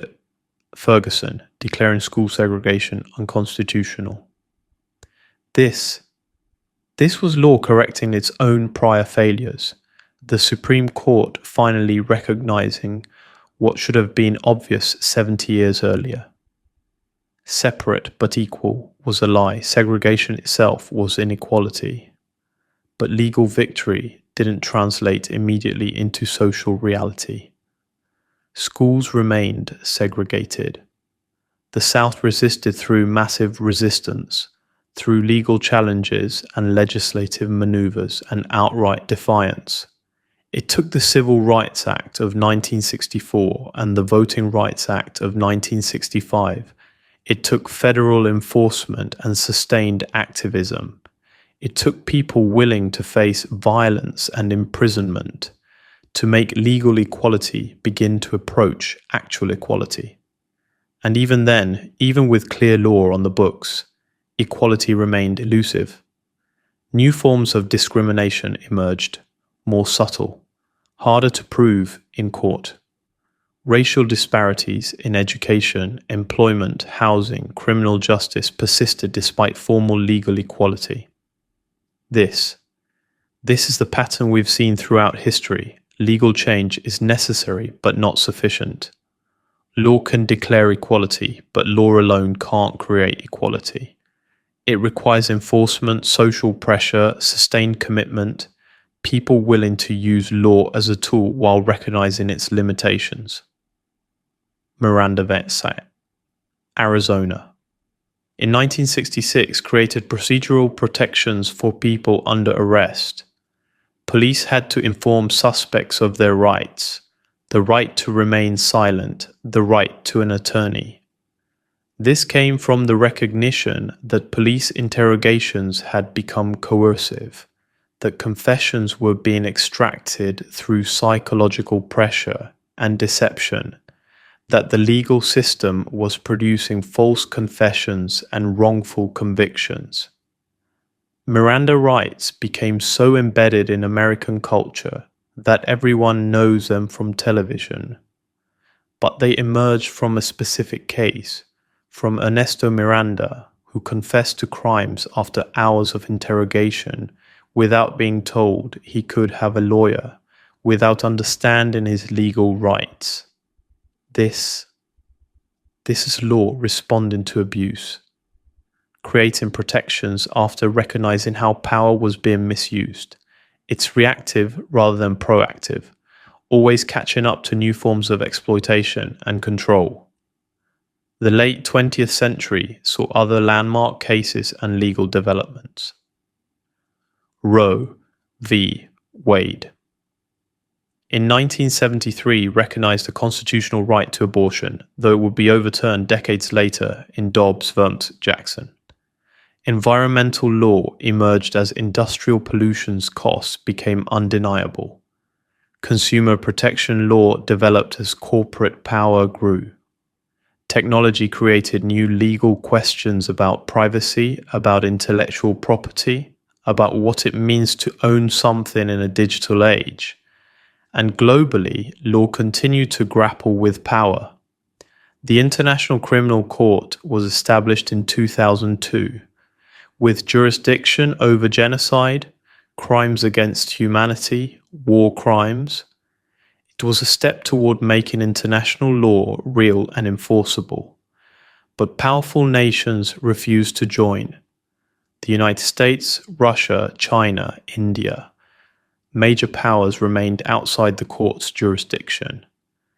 And when the court tried to investigate powerful nations or their allies, it faced political pressure and threats. This is the eternal problem. Law works when backed by power, but power often refuses to be bound by law. The strong do what they can, the weak suffer what they must. And law remains caught between its aspiration to universal justice and its reality as a tool that serves power more than it constrains it. As the 20th century ended, as we enter the 21st, law faced new challenges. Terrorism and the war on terror raised questions about due process, about torture, about indefinite detention.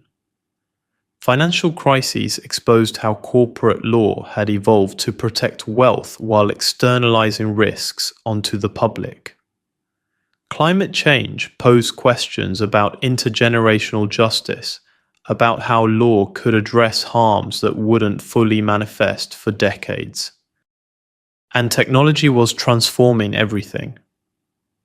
The internet created new spaces that existed partially outside traditional legal jurisdiction. Artificial intelligence raised questions about liability, about rights, about what legal personhood means. Cryptocurrency challenged basic assumptions about money and regulation. Law, as always, struggled to adapt. Some adaptations were thoughtful, creating new protections and frameworks. Others were reactionary, using law to preserve old power structures against new challenges. The fight continued, the eternal fight between law as justice and law as control. Let yourself rest in this understanding. Let yourself feel the full weight of the 20th century, its horrors and its hopes, its catastrophic failures and its noble aspirations. Because this is where we are now, in the early 21st century, inheritors of this entire history, living within legal systems shaped by thousands of years of human struggle, human wisdom, human cruelty, human aspiration. And the question remains, justice or control? The answer, as it has always been, is both. Law is always both. The only question is, which will we make it? Which will we demand it be? Which will we fight to make real? Drift now into the present, into the world you actually inhabit, into the legal systems you navigate every day, into the question of what law means right now, in this moment, for people like you who are ambitious, who want to understand power, who need to know how the world actually works. Let's start with an uncomfortable truth. The United States, the nation that proclaims liberty and justice for all, has the highest incarceration rate in the world. Over 2 million people in prison and jail. Nearly 7 million under some form of correctional control when you include probation and parole. This didn't happen by accident. This didn't emerge from rising crime rates. Crime has actually fallen dramatically since the 1990s while incarceration soared. This happened through law, through deliberate policy choices, through the war on drugs, through mandatory minimum sentences, through 3 strikes laws, through the criminalization of poverty itself. Consider this. Consider how it works. Someone is arrested for a minor drug offense, maybe possession of marijuana in a state where it wasn't yet legal. They can't afford bail, so they sit in jail awaiting trial. Weeks or months pass. They lose their job. They can't pay rent. Their life falls apart. A public defender, overworked and underfunded, handling hundreds of cases simultaneously, offers advice. Take a plea deal, plead guilty to a lesser charge, get probation, avoid trial. The person is innocent, but the risk of going to trial and losing is too high. The sentence for conviction after trial might be years. The plea deal is probation. So they plead guilty. Now they have a criminal record. Good luck getting a job with that record. Good luck renting an apartment. Good luck qualifying for student loans or professional licenses or any of the opportunities that might lift someone out of poverty. This is law as a trap, as a system that catches people and doesn't let them go, as a machine that processes bodies and destroys lives while claiming to pursue justice and public safety. And it has a color. African Americans are incarcerated at more than 5 times the rate of white Americans. Not because they commit crimes at 5 times the rate. Study after study shows drug use is similar across races. But because of where police patrol, who gets stopped and searched, how prosecutors charge cases, how judges sentence defendants. This is systemic racism operating through law. Not the crude racism of slavery or segregation, but something more subtle, more deniable, something that can hide behind neutral language about crime and punishment while producing grossly disparate outcomes. Michelle Alexander called it the new Jim Crow, and the analogy is apt. Like Jim Crow, it's a legal system that maintains racial hierarchy while claiming to be race neutral. Like Jim Crow, it operates through formally legal means. Like Jim Crow, it's so embedded in institutional practice that it persists even without anyone consciously intending racial discrimination. But mass incarceration isn't just about race. It's also about class. Poor people go to prison. Rich people rarely do, even when they commit serious crimes. Consider this. Consider the 2008 financial crisis. Banks engaged in massive fraud, selling securities they knew were worthless, lying to investors, destroying the economy. Millions of people lost their homes, their jobs, their saving, and how many bank executives went to prison? Essentially none. Why? Because white-collar crime is handled differently. It's investigated by underfunded agencies. It's prosecuted by lawyers who often come from the same elite institutions as the defense attorneys and judges. It results in settlements and fines, not prison time. And even the fines are often less than the profits from the crimes. Meanwhile, someone who steals a few $100s from a convenience store can go to prison for years. This is law serving power. This is law protecting those who have wealth while punishing those who don't. This is the justice system demonstrating that justice is not, in fact, blind to wealth and status. Citizens United Federal Election Commission, decided by the Supreme Court in 2010, exemplifies this perfectly. The court ruled that corporations have First Amendment free speech rights and can spend unlimited money on political campaigns. Because money is speech, and restricting spending is restricting speech, and that's unconstitutional. This is law serving corporate power by treating corporations as people with constitutional rights. It's legal reasoning that sounds plausible in the abstract but produces absurd results in reality. Yes, individuals have speech rights, but corporations aren't individuals.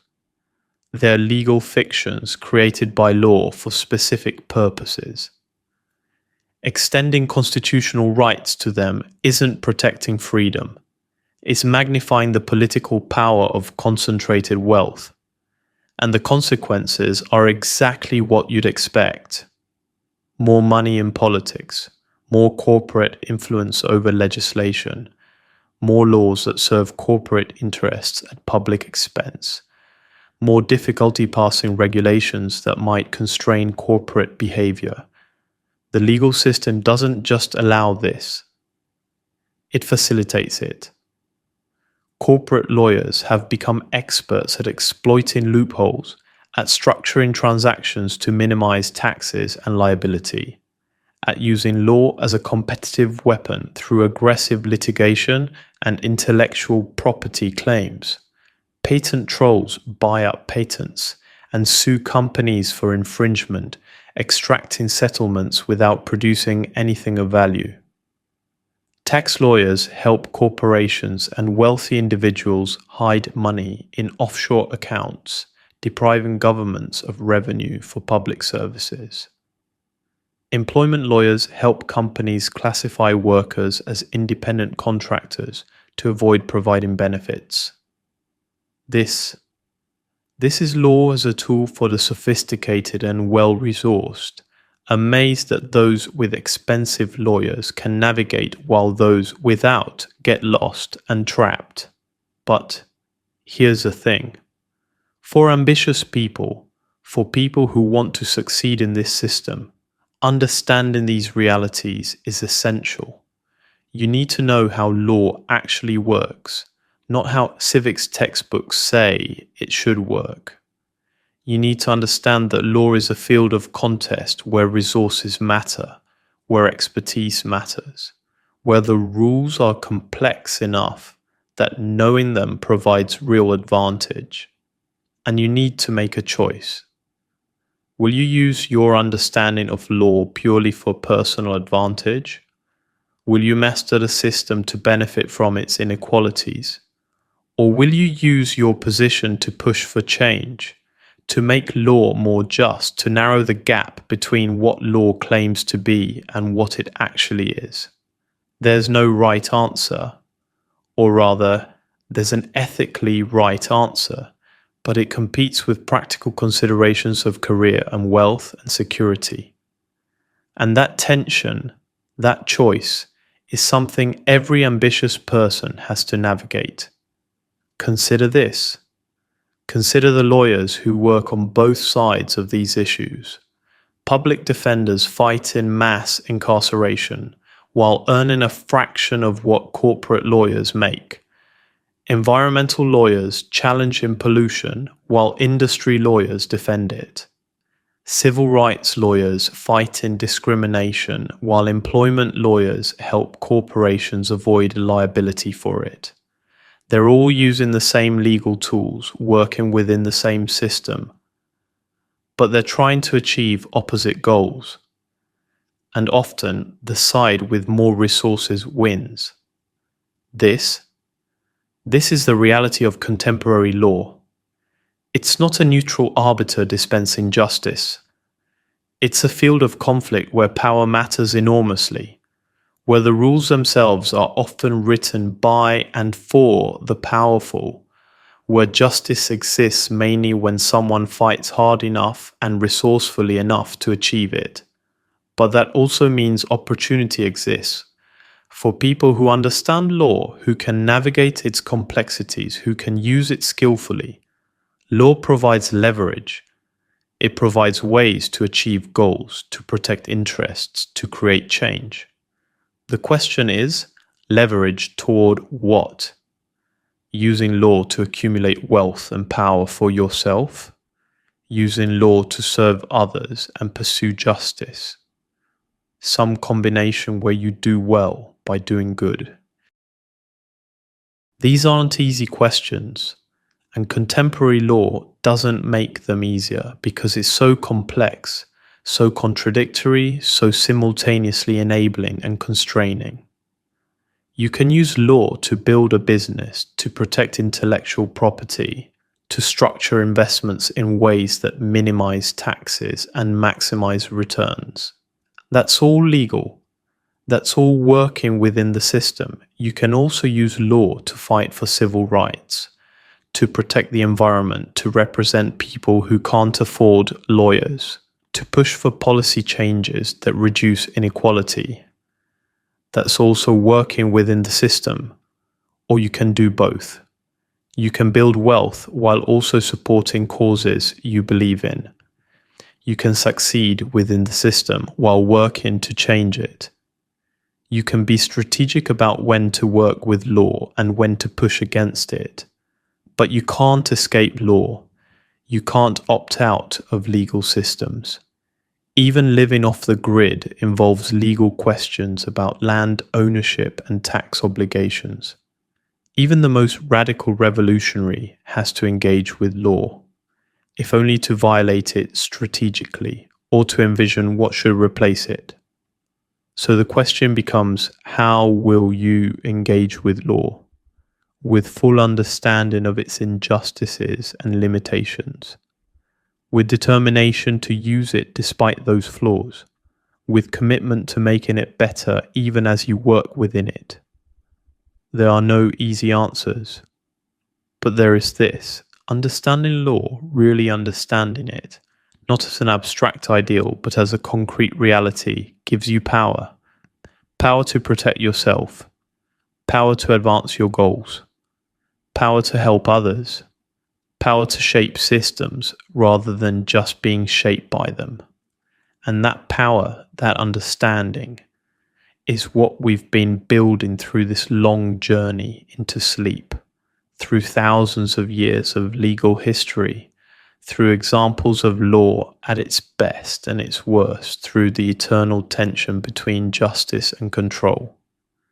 Now, before we move into our final section, if you found this exploration valuable, if you're thinking about law differently, if you understand power better, consider subscribing to this channel and sharing this content with others who might benefit from it. The work of understanding power and law continues, and your engagement helps make that work possible. Let yourself sink deeper now into rest, into sleep, into the quiet space where insights settle and understanding deepens. We've traveled far together through millennia of human struggle with law, through countless attempts to answer that persistent question: justice or control? And perhaps you've realized by now that the question itself is the point. Law has always been both. It has always served both purposes. It has always been both protection and weapon, both framework for human flourishing and structure for human domination. The Code of Hammurabi brought order to Babylon while encoding inequality. Egyptian Ma'at promised cosmic justice while legitimizing absolute kingship. Greek democracy created unprecedented freedom while excluding most people. Roman law built an empire on sophisticated jurisprudence and systematic slavery. Medieval trials by Ordeal sought divine truth through irrational means. The Enlightenment proclaimed universal rights while tolerating slavery. The 20th century created international human rights law from the ashes of unprecedented atrocity.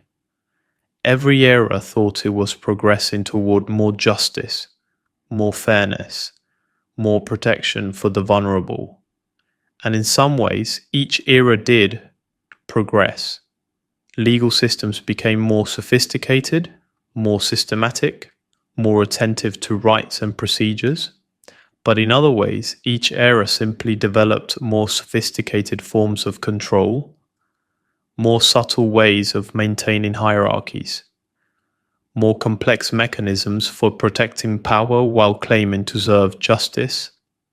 This isn't a story of inevitable progress or inevitable oppression.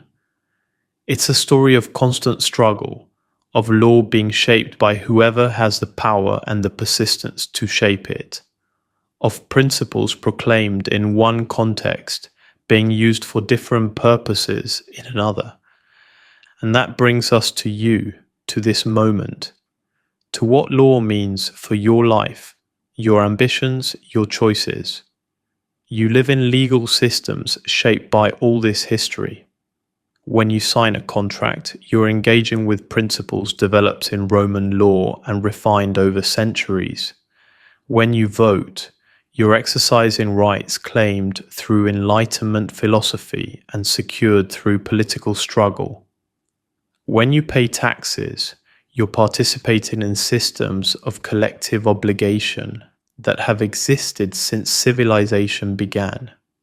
When you seek justice, you're hoping that law will be more than just control, that it will actually protect rights and resolve disputes fairly. But you also live in a world where law serves power more reliably than it serves justice, where wealth can buy better legal outcomes, where corporations are treated as people with rights, where prisons overflow while white-collar criminals walk free, where international law applies selectively, binding the weak while powerful nations ignore it. So what do you do with this understanding? First, you recognize that law is a tool.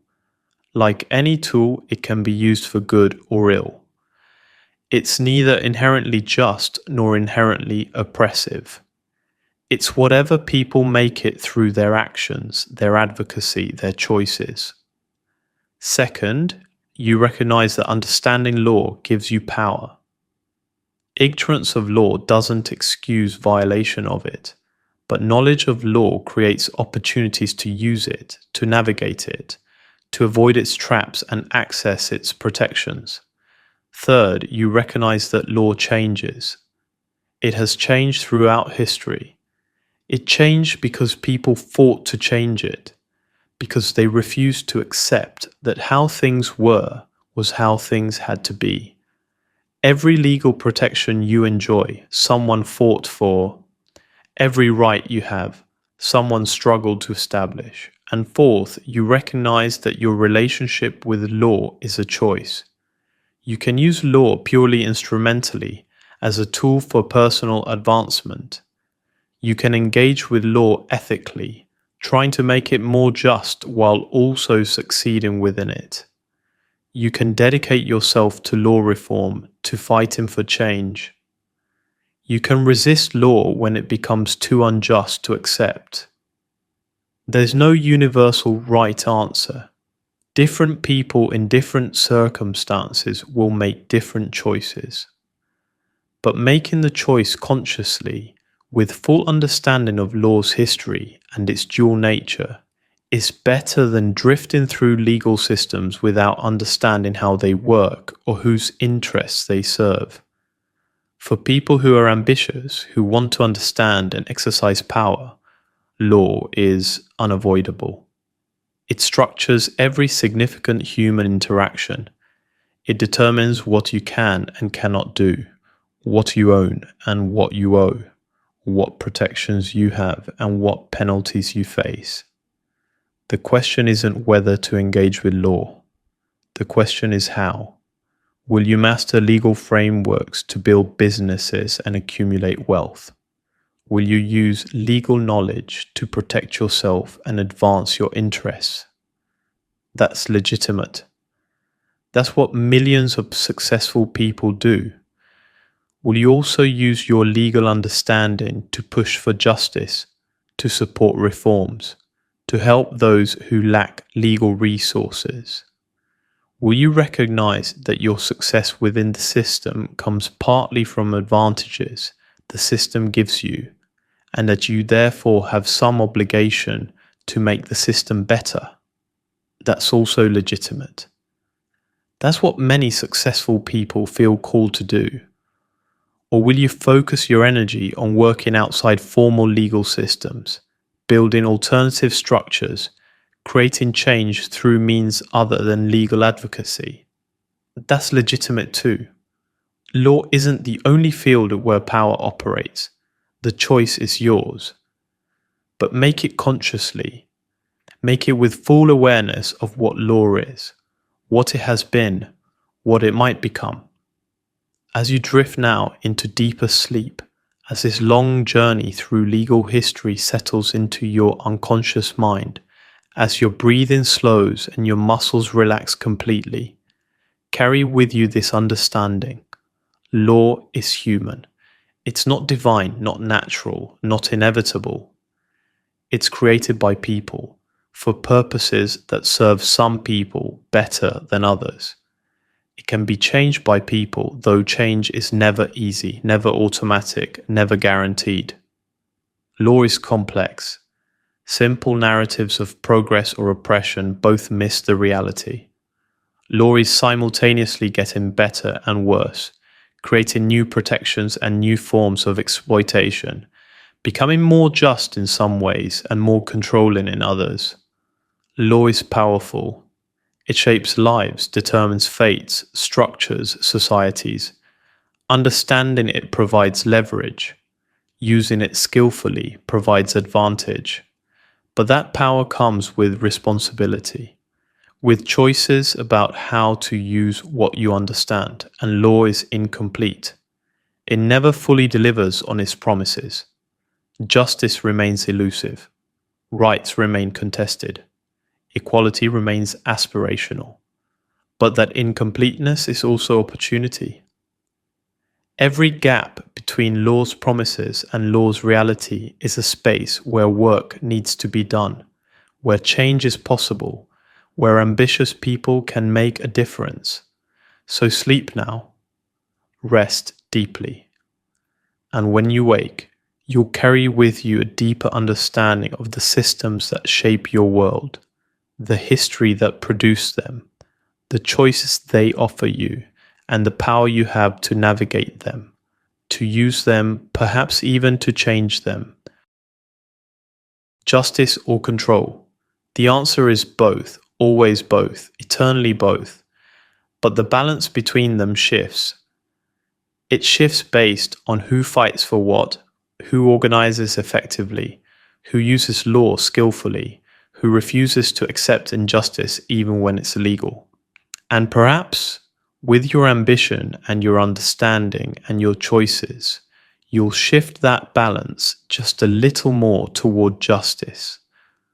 Or at least you'll understand clearly when you're accepting control for the sake of personal advantage, and you'll make that choice with full awareness rather than comfortable ignorance. Sleep now, dreamer. Sleep knowing that the story of law is unfinished, that the question remains open, that your life will be one more chapter in this endless human struggle between order and freedom, between justice and control, between law as protection and law as weapon. And in that struggle, in that choice, in that constant tension, you'll find your own answer to the question we've been asking all along: justice or control? Both. Always both. But which will you serve? Sleep well, dream deeply, and wake with wisdom.